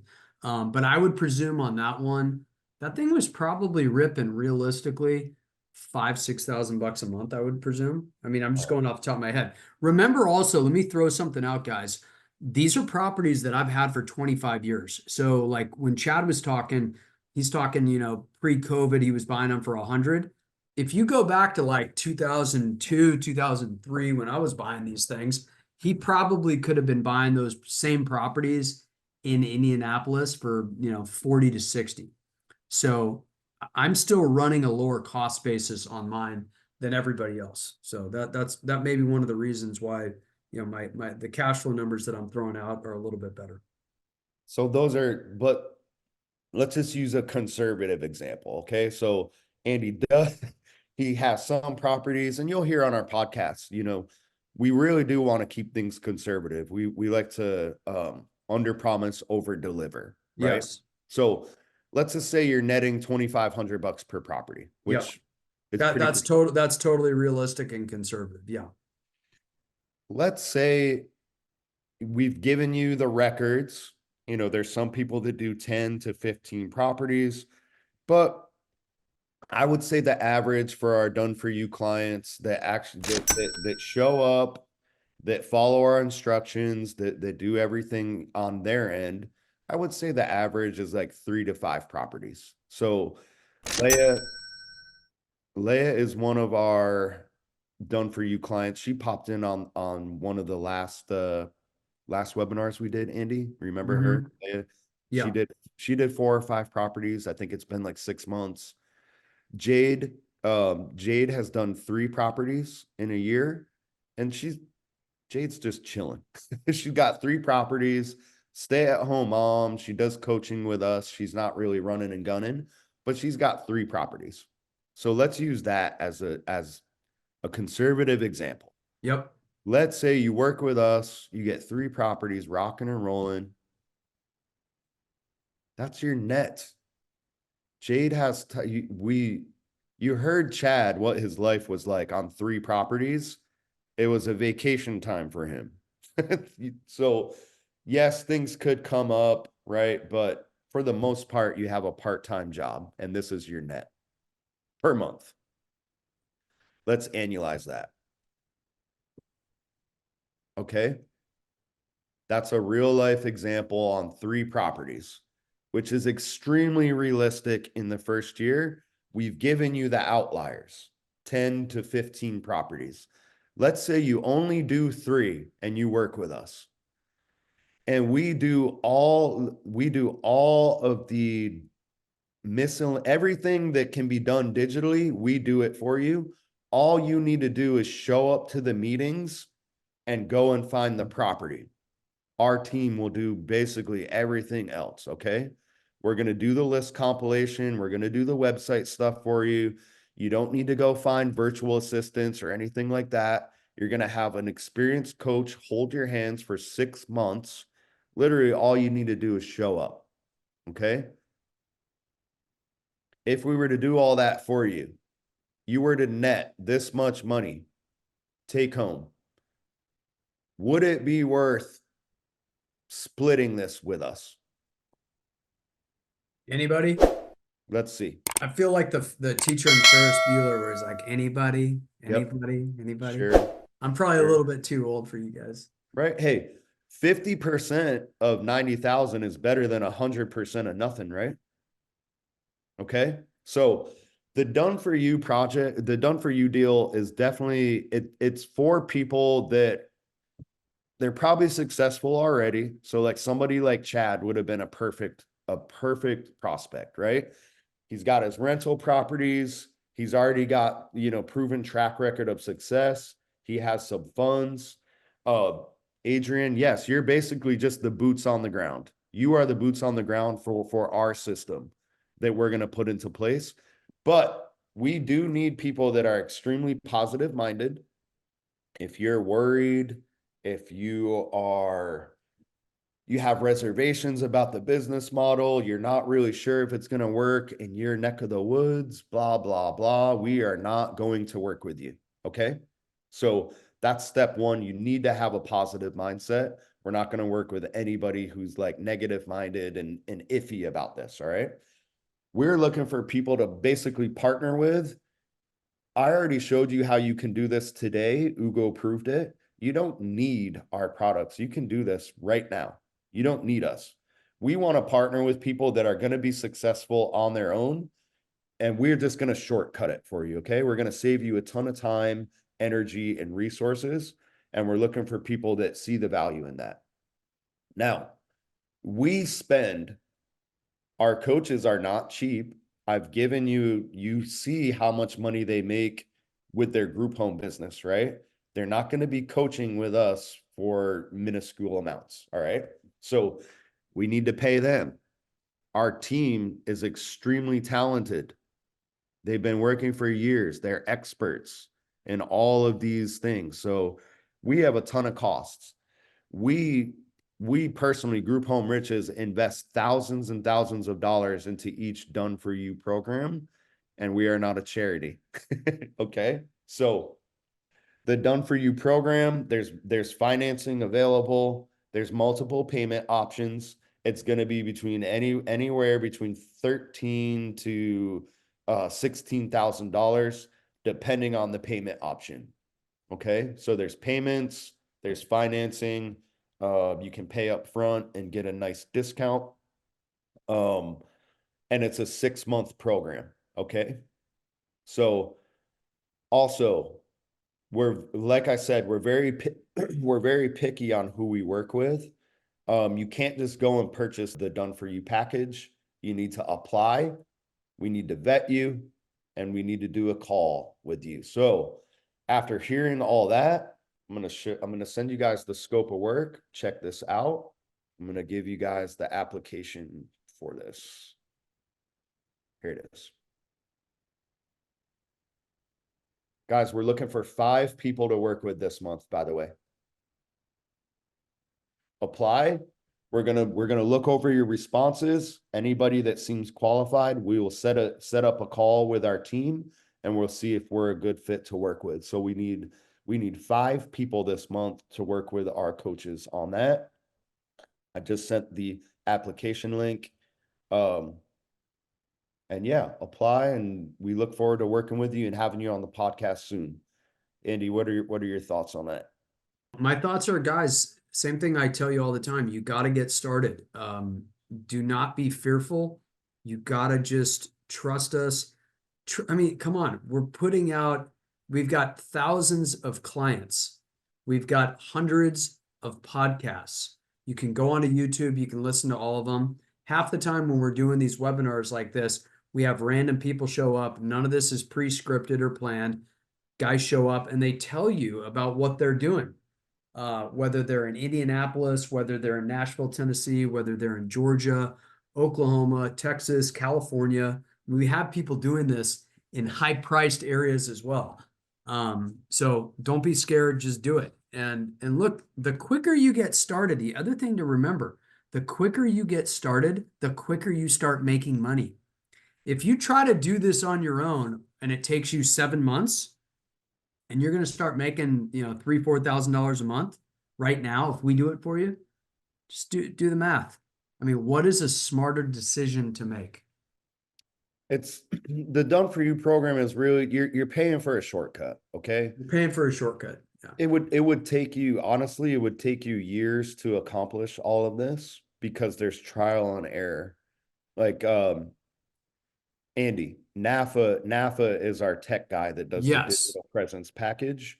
How long did it take us to find somebody like NAFA? Years. Like, how many SEO and AdWords people have we run through?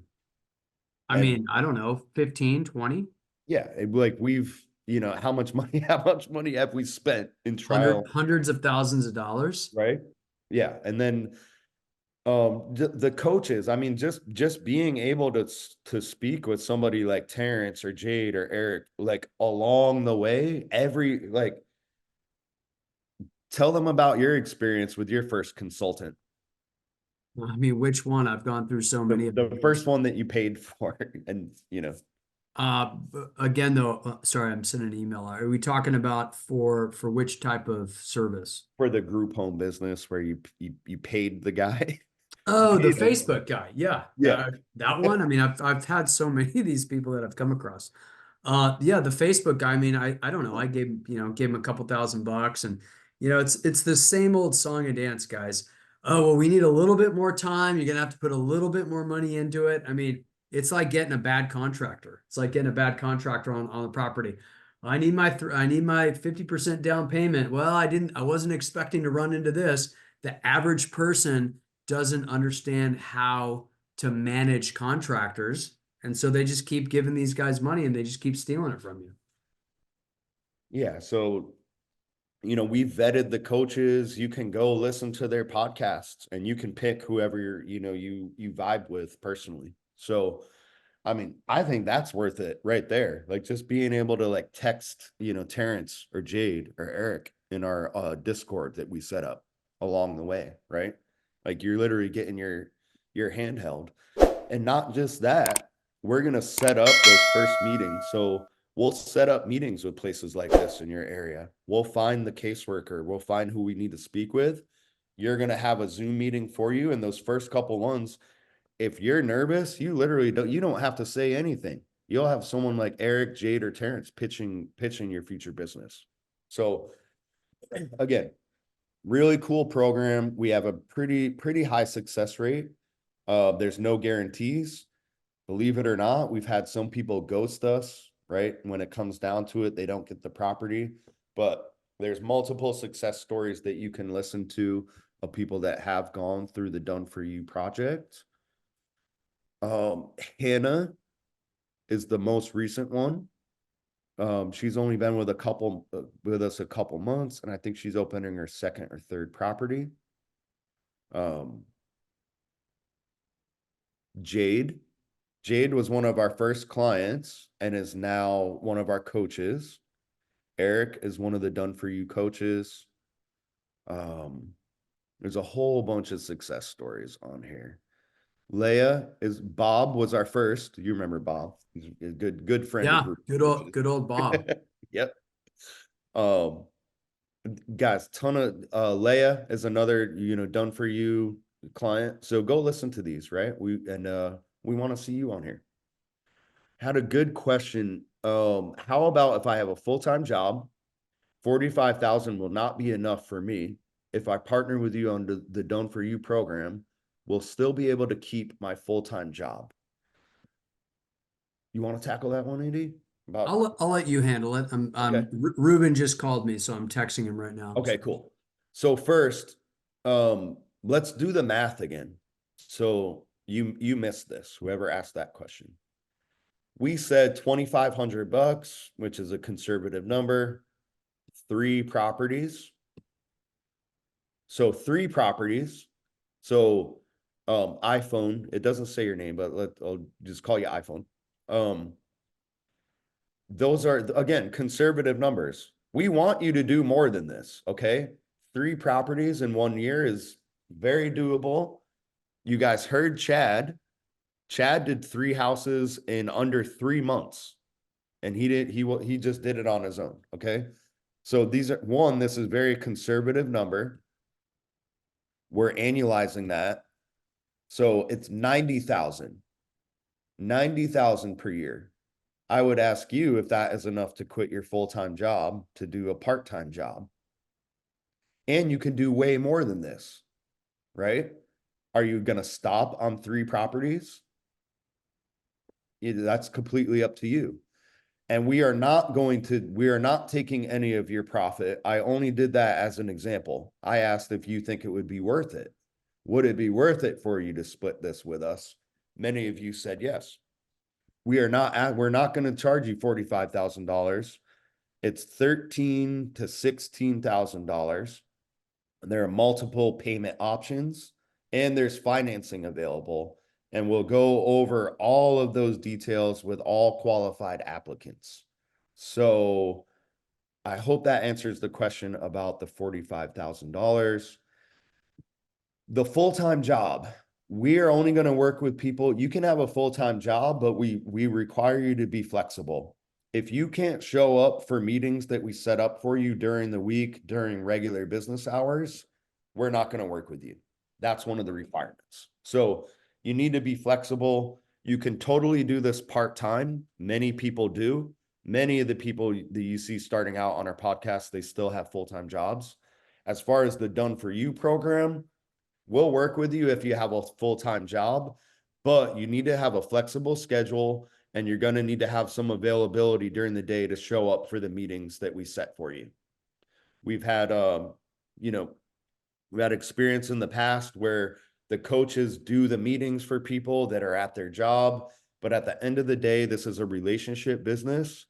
You need to be able to, once we do the introductions, you need to be able to further develop that relationship and build rapport with these people. And you need to be boots on the ground. You're going to be able to need to go, do in-person meetings when we set them up for you eventually and everything like that. So yes, you can have a full-time job. You could totally do this on your own. We have a ton of people that do that. For the Done For You program, we require some flexibility. Most people don't want to share a room. How do you overcome that? Marketing. I mean, Yep. It's pretty simple. You don't have a good enough marketing system. Yeah, I mean, look, not everybody is going to want to live in your house. Point blank. It's kind of one of the school Q&As that we do. Again, cool part about the Q&A is you get to do exclusive calls like this with me and Andy. One of them was we specifically zeroed in on kind of closing the deal with these organizations. Look, not everybody is going to want to live in the property. That's fine. That's why you cast a wide net. You got to And cast it. Yeah. it professionally, you tell it's take it or leave it. Yep.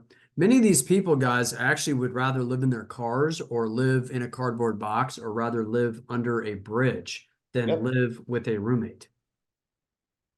Look, a lot of them, let's be real. A lot of them want to be in the streets. They want to party. They want to do drugs and stuff like Yep. that. Yeah, absolutely. Are you going to twist that person's arm and convince him to live in your property? No. No, You take you the don't want people that that are person ready in to your property. change and are looking for something like this. Back when I was doing the coaching for the Done For You program, I think it was in Atlanta. This organization, after we kind of talked to them about the shared housing model and everything like that, this place had thousands of people on their wait list, Andy, all waiting for a perfect, mansion, right? Yeah. By the end of the pitch, the organization, the caseworker I was talking to, she was kind of like reluctant. She's like, well, I don't know. Yeah, this could work for some people, but this would only work for honestly like 10 to 15 people per month. What does that mean to you as a group homeowner, Andy? I mean, just again, you got to keep marketing. Yeah, well, do the math, guys. What does 10 to 15 people per month mean? That's a property per month. Yep. You got, and so yeah, not everybody is gonna want to live in something like this, and that's fine. So that's a great question. Simi is one of our Done For You clients. She says Terrence is my mentor and is amazing. I have over 15 major nonprofit contacts through my mentor. One even offered to write a grant for me once I have the houses ready. Unbelievable. So amazing. Simi, love to hear that. Continue working with Terrence. I recommend Simi at this point, since you have the contacts and everything like that, definitely start going to those real estate meetups if you haven't already.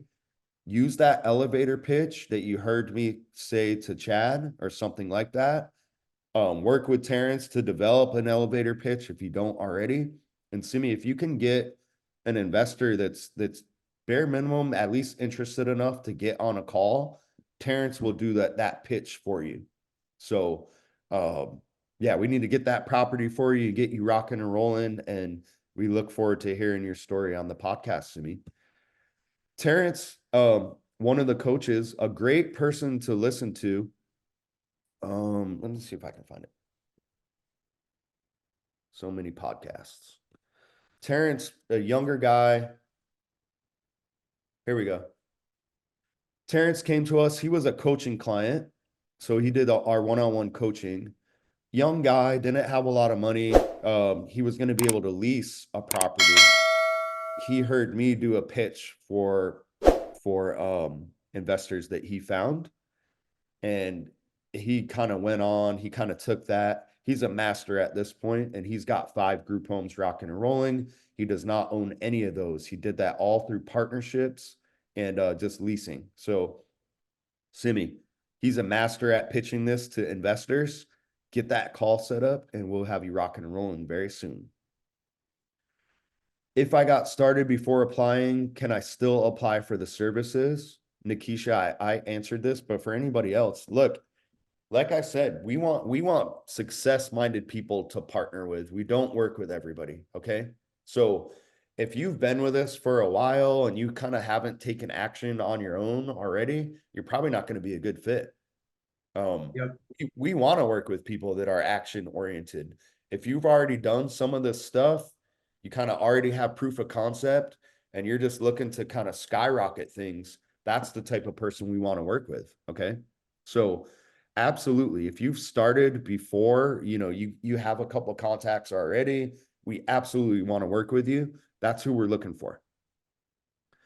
Travel involved with the done for you, just to meetings. You're going to need to be boots on the ground. If we set up a follow-up meeting with someone, like you want to go seal the deal, right? You're going to need to be able to travel to the meetings. You're going to need to be able to travel to the properties to take a look at them. But as far as long travel, no. Ramona has a great question. Will you fill up the house with the program? Andy, do we guarantee that they're going to get a filled house? No. Why not? You, at the end of the day, guys, y'all have to take the action as well. You guys have to go find the house. You got to still do something. We're not running the business for you. Yep. So you need to find the property. That's not guaranteed. Can we guarantee that you're going to get a property? Can we guarantee that you're going to actually go to meetups, talk to investors? Can we guarantee that you're going to show up to meetings? No. So believe it or not, we've actually had people ghost us. They just stop responding to us. So are we going to be able to fill up they that know they're property? irresponsible. Yeah, absolutely not.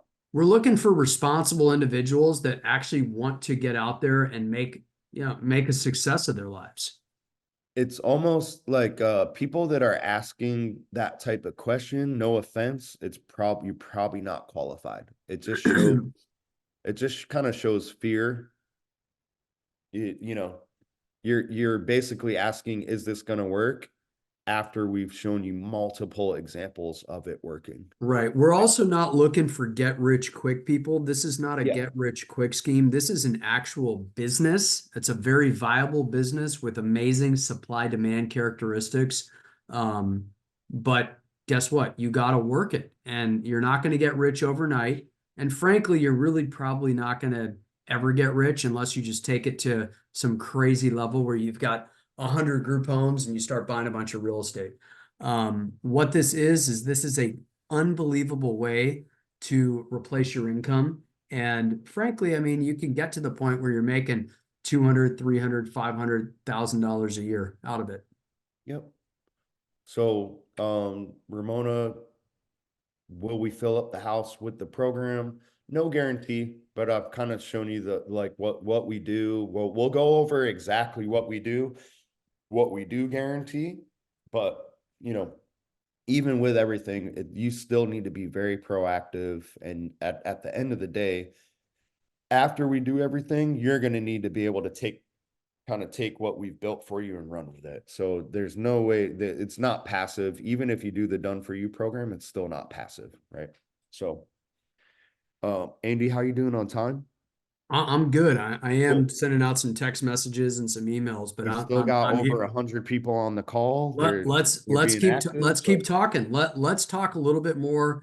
If you guys have more questions about the Done for You program, please ask them.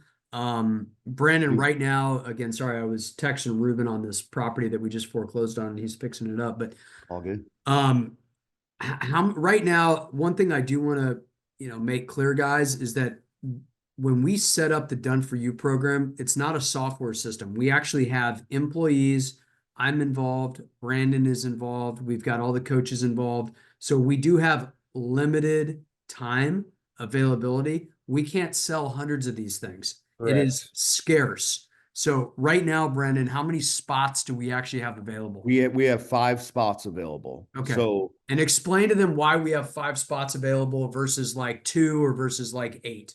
well, hey, it Time. took us years to find the team, right? 2, we want you to be with a coach that's successful and that knows what they're doing. Like we can't just go out and hire like 100 coaches, right? It needs to be someone that's experienced, that's familiar with group home riches, and has the time to do this, right? So you're working with it's a very specific personality type and situation. So we have Eric, Terrence, and Jade. They are, they're experienced enough to where they're experts, and they can hold your hand, they can pitch this like an expert, they can speak with investors on your behalf, but they also have the time to necessary, right? So that's why, like you said, limited resources, limited time, limited people. You'll see I'm putting an application link in the chat here, guys. There is not a purchase link. So you can't purchase the Done for You program without speaking with us first. We need to vet you, make sure you're going to be qualified. We only want to work with people that are going to be successful. Okay. Dara wants to do the Done for You program. Dara, click that link, fill out the survey, and we'll set up a call with you next week. The discount. Again, anyone interested, that if you think you're qualified and you're curious about it after hearing everything, just apply and we'll go over all the details. Mose asked, what's the discount? It depends on your payment option. If you pay upfront, you get a discount. And there's multiple payment options as well as financing available. Our coaches will go over all of those details with you. So please apply. Would you have a chart of accounts? There's a chart of accounts in the gold course, I believe. And you have like accounting and chart of account stuff in the gold course, I think, right? Yeah, it should all be in there. I mean, it's pretty simple, guys. You got revenues. I mean, I'm right in front of my computer. I'll just pull it up for you guys. JJ asks, while you're doing that, JJ, what are the expected expenses? So, and do you have to pay our house supervisor that check in? This is a great question, JJ, great question. Again, the expenses, it's going to be very similar to a landlord. So Andy does include all of the bills, and most people do. So we recommend you include bills in your pricing. So it's just going to be, typical house expenses. You have landscaping.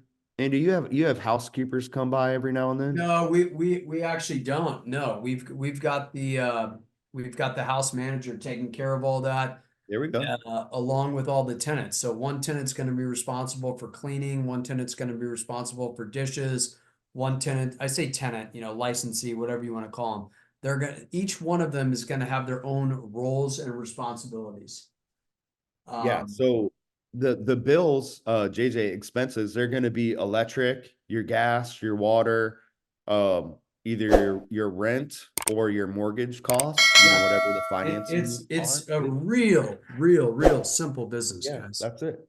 And then the house supervisor, a good question. We didn't cover this. So your house supervisor, your house manager, Andy, the person that's living there, we call them, you know, the eyes and ears, right? Mhm. The house tattletale. Yep.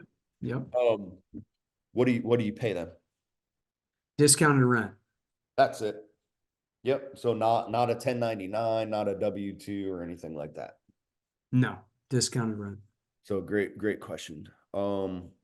We will get to school. Someone has asked about SIC codes for the LLC. Yeah, that don't get in front of yourselves, guys. I mean, I can tell you what that is. I'll pull it up off my tax returns. Hold on. I believe Um, it's but I've already gone down all of these little rabbit holes. What should I name the business? What should my NAICS code be? Well, I mean, none of this stuff is important. The most important thing is taking action and getting started ASAP. Now, that being said, I will answer your question. Hold on.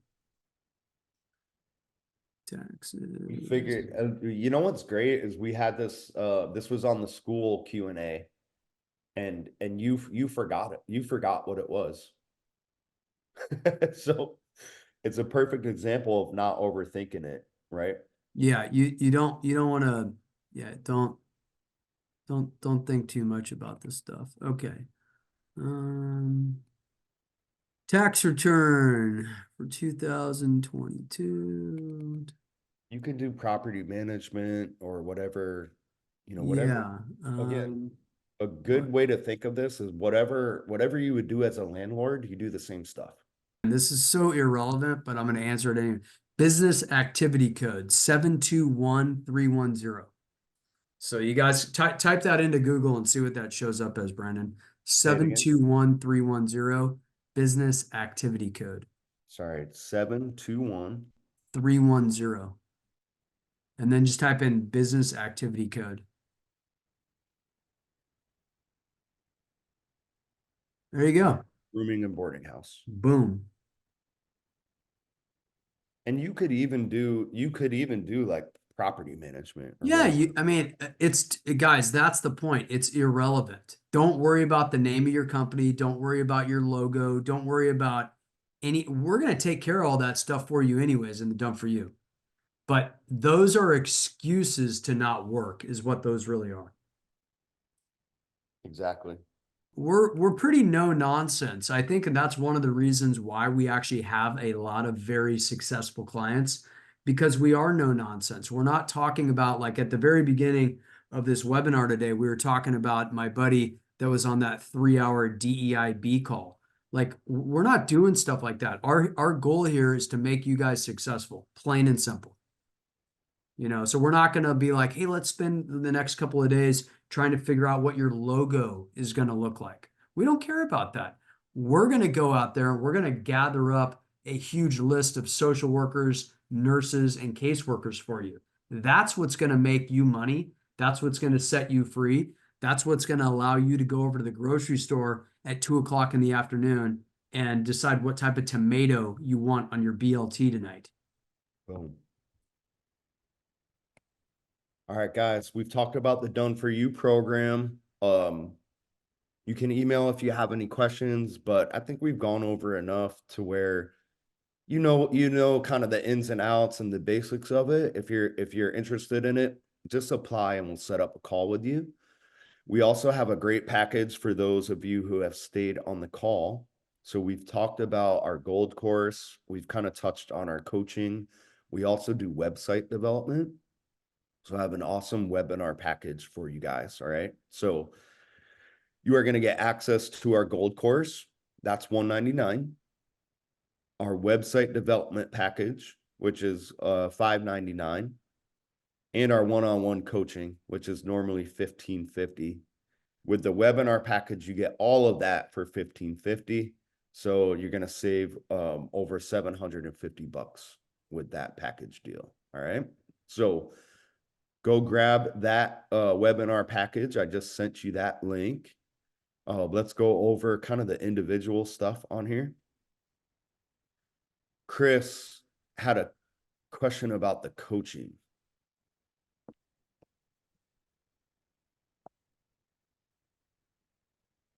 So it's kind of a 4-step program.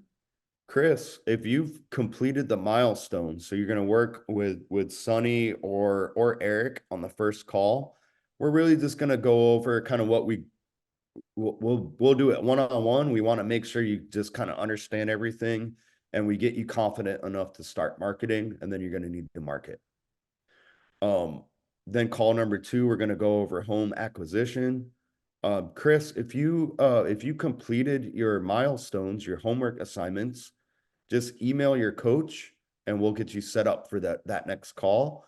If you haven't completed the milestones, again, email the coach. You got have unlimited email support in between the calls. Okay. So that's our one-on-one coaching program. It's normally $1,500. You can get that, the gold course, and the website in that webinar package that I sent you guys. The gold course we've been talking about. Yes, email Sonny. The gold course is kind of what you've seen me kind of go back and forth through this. This is kind of like the foundation of everything. This is Andy's years worth of, trial and error, all compiled into one online resource. A ton of guides, calls, videos.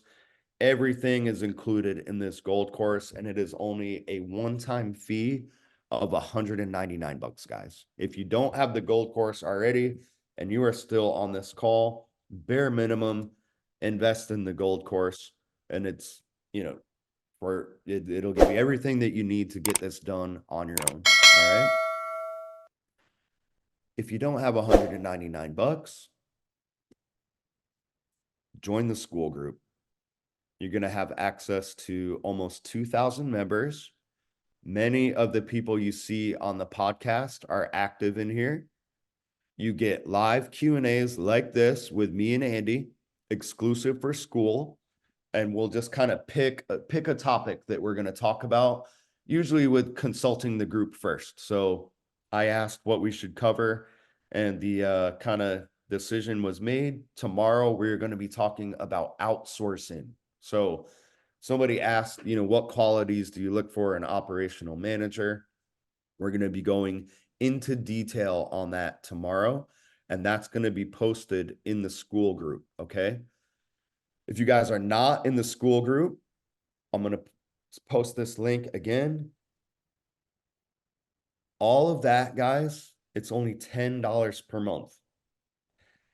You're honestly going to, even if you don't get the gold course, which is totally worth it just to get the guides and everything like that, you're going to be able to learn everything that you need with this school group right here. And it's only $10 a month. All right. Mosey asks about the one-on-one coaching. Guys, we have a whole bunch of different products that we've spoken about. Okay. So the Done For You program is completely different than the coaching, way more intensive.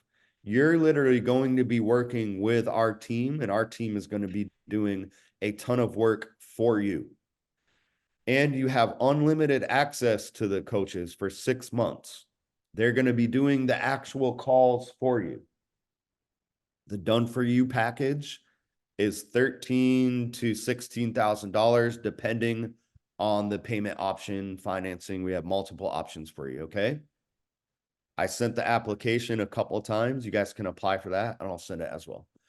The one-on-one coaching program is totally different. You get to speak with our coaches. It's 4 calls. They work with you step by step, but they're going to tell you what to do. You need to do it on your own. Okay. That's $1,500 if you were to get it on its own. We have a webinar package, bear with me, where you get the gold course, you get our website development and the one-on-one coaching, and that's $1,500. So totally different. It's a package deal. We have the gold course. If you want the gold course on its own, that's $199. And then we have access to the school group. School is only $10 per month to join. And yeah, amazing. That's a ridiculous value in my opinion.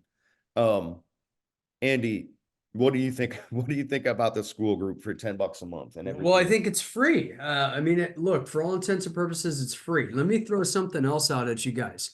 Um, in fact, I want to pay a little bit more attention when I'm putting this out there. Um, if you can, raise your hand on this chat if you are seeing, some turbulence out there in the economy with people either losing their jobs, maybe you have friends that are losing their jobs, food prices going up. Do you guys think that things are getting harder or easier? Just please let me know. Are they getting harder or easier? Well, it must be getting easier for everybody because nobody's commenting. Um, I can Yeah, assure you it's getting harder for more people. It really is. And companies are laying people off. There's more homeless people out there. There's going to be more demand for this type of housing going forward than there is right now. So yeah, having access to a $10 a month basically coaching program. I mean, that's what school is. You can reach out to other people that are doing this. It's for all intents and purposes, it's free, in my opinion. yeah, it's Dominic. We talked about Dominic. Chad was in there. Rachel is gonna be our she's one of the moderators. So Rachel, that was, you remember Rachel in California, right, Andy? Yeah. Yep. So she's one of our moderators. She's super active in there. The coaches are active in there. You can really learn everything that you need in that school group, and you could get active. Again, only $10 a month. There is, partnership opportunities. So I saw we had so many chats, Andy. It was crazy, but I Wait, saw an investor in Brandon, say there. that again. We had so many what? So many chats. Like, Okay. we'll have to go through the chat log. It was crazy. But we saw an investor in there reach out to you guys in the chat. So there are investors that understand this stuff. They're looking for you. We have a partnership opportunity section for that. So you're going to get access to that, right? So here's a house in Virginia, in Atlanta, Arizona. So we have investors join school just to look for you guys, right? We have a win section. Sandra got her first house. Unopoli. Here's Dominic. So you saw Dominic in the chat. He was the guy that you took as an example, Andy. Mm-hmm. So he got his first house, rocking and rolling. Rachel is all right. Rachel's raising capital. That's awesome. Brad's one of our done for you clients, just got his first home rocking and rolling. Rachel, one of the mods, she's got 2 properties. I think she's got 3 actually now. No, she's got house number 4. Go listen to that. Unbelievable. Yeah, super inspiring. And that's the most recent podcast. Awesome story.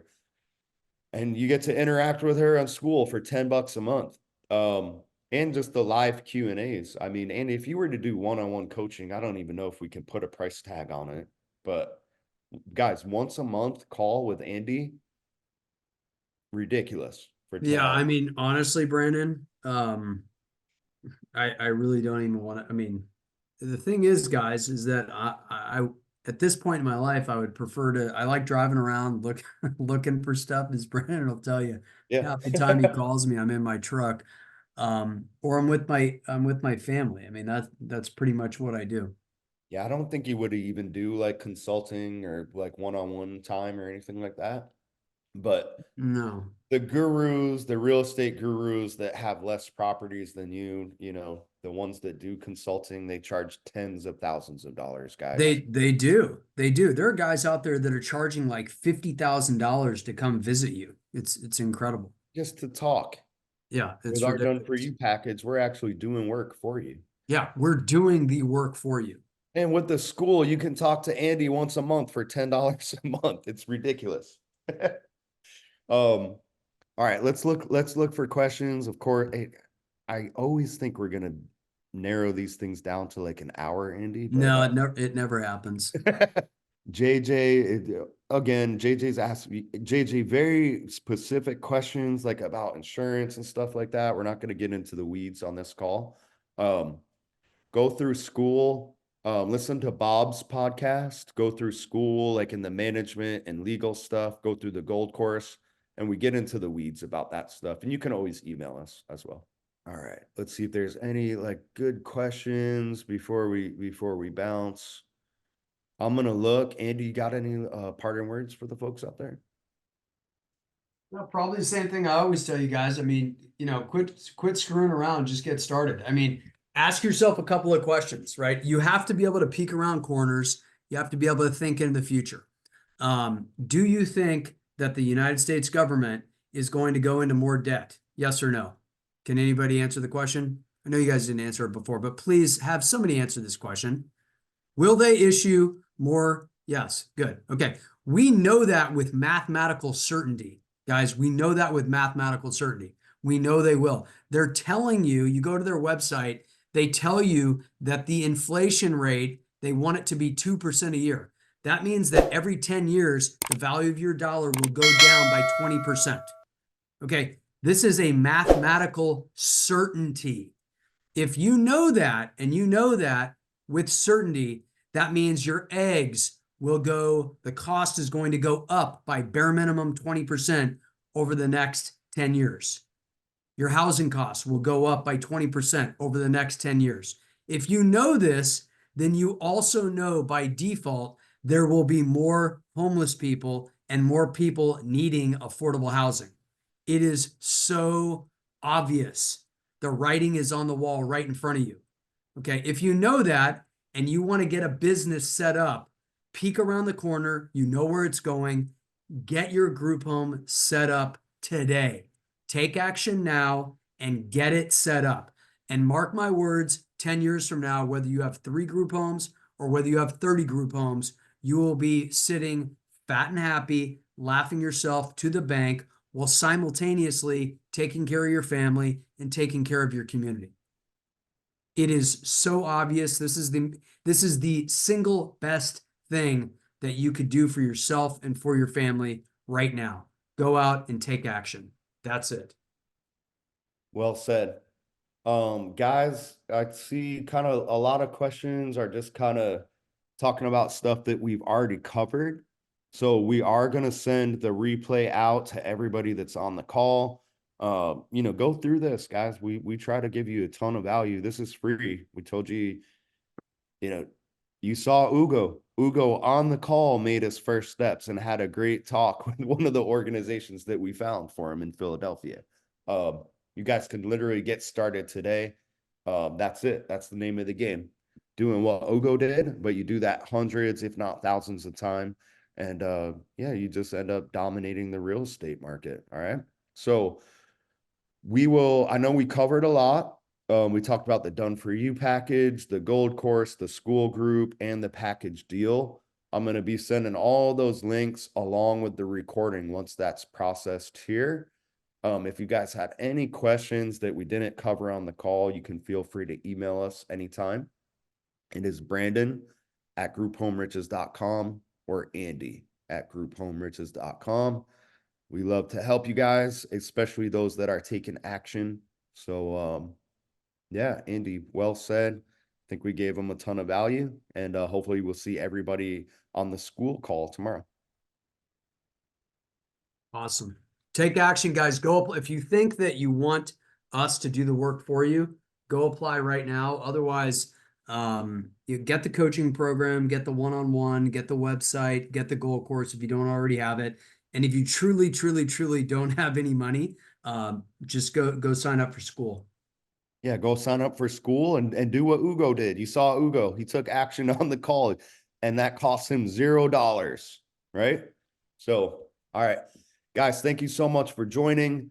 People are starting to bounce. We still have a ton of people on here. Thank you so much for joining. We look forward to working with you guys. As you can see, if you're familiar with our content, me and Andy are not doing this for fame or anything like that. You don't see our faces anywhere. We're not trying to be gurus. We want you guys to be the face of Group Home Riches. Your success is our brand. So, the more of you guys, the more it helps us. So we love to see it. And we look forward to hearing a success story from everybody on this call. We look forward to seeing you in the wins category on school and coming on the podcast to share your success story soon. So thank you guys so much. Look out for that email. Again, I'll be sending all the links and the recording so you guys can go and replay this. Andy, as usual, thank you so much for joining. Thank giving the you, people some Brandon, free for game. putting this on. All right, man. Have a great day. Okay, guys. Bye-bye. Bye.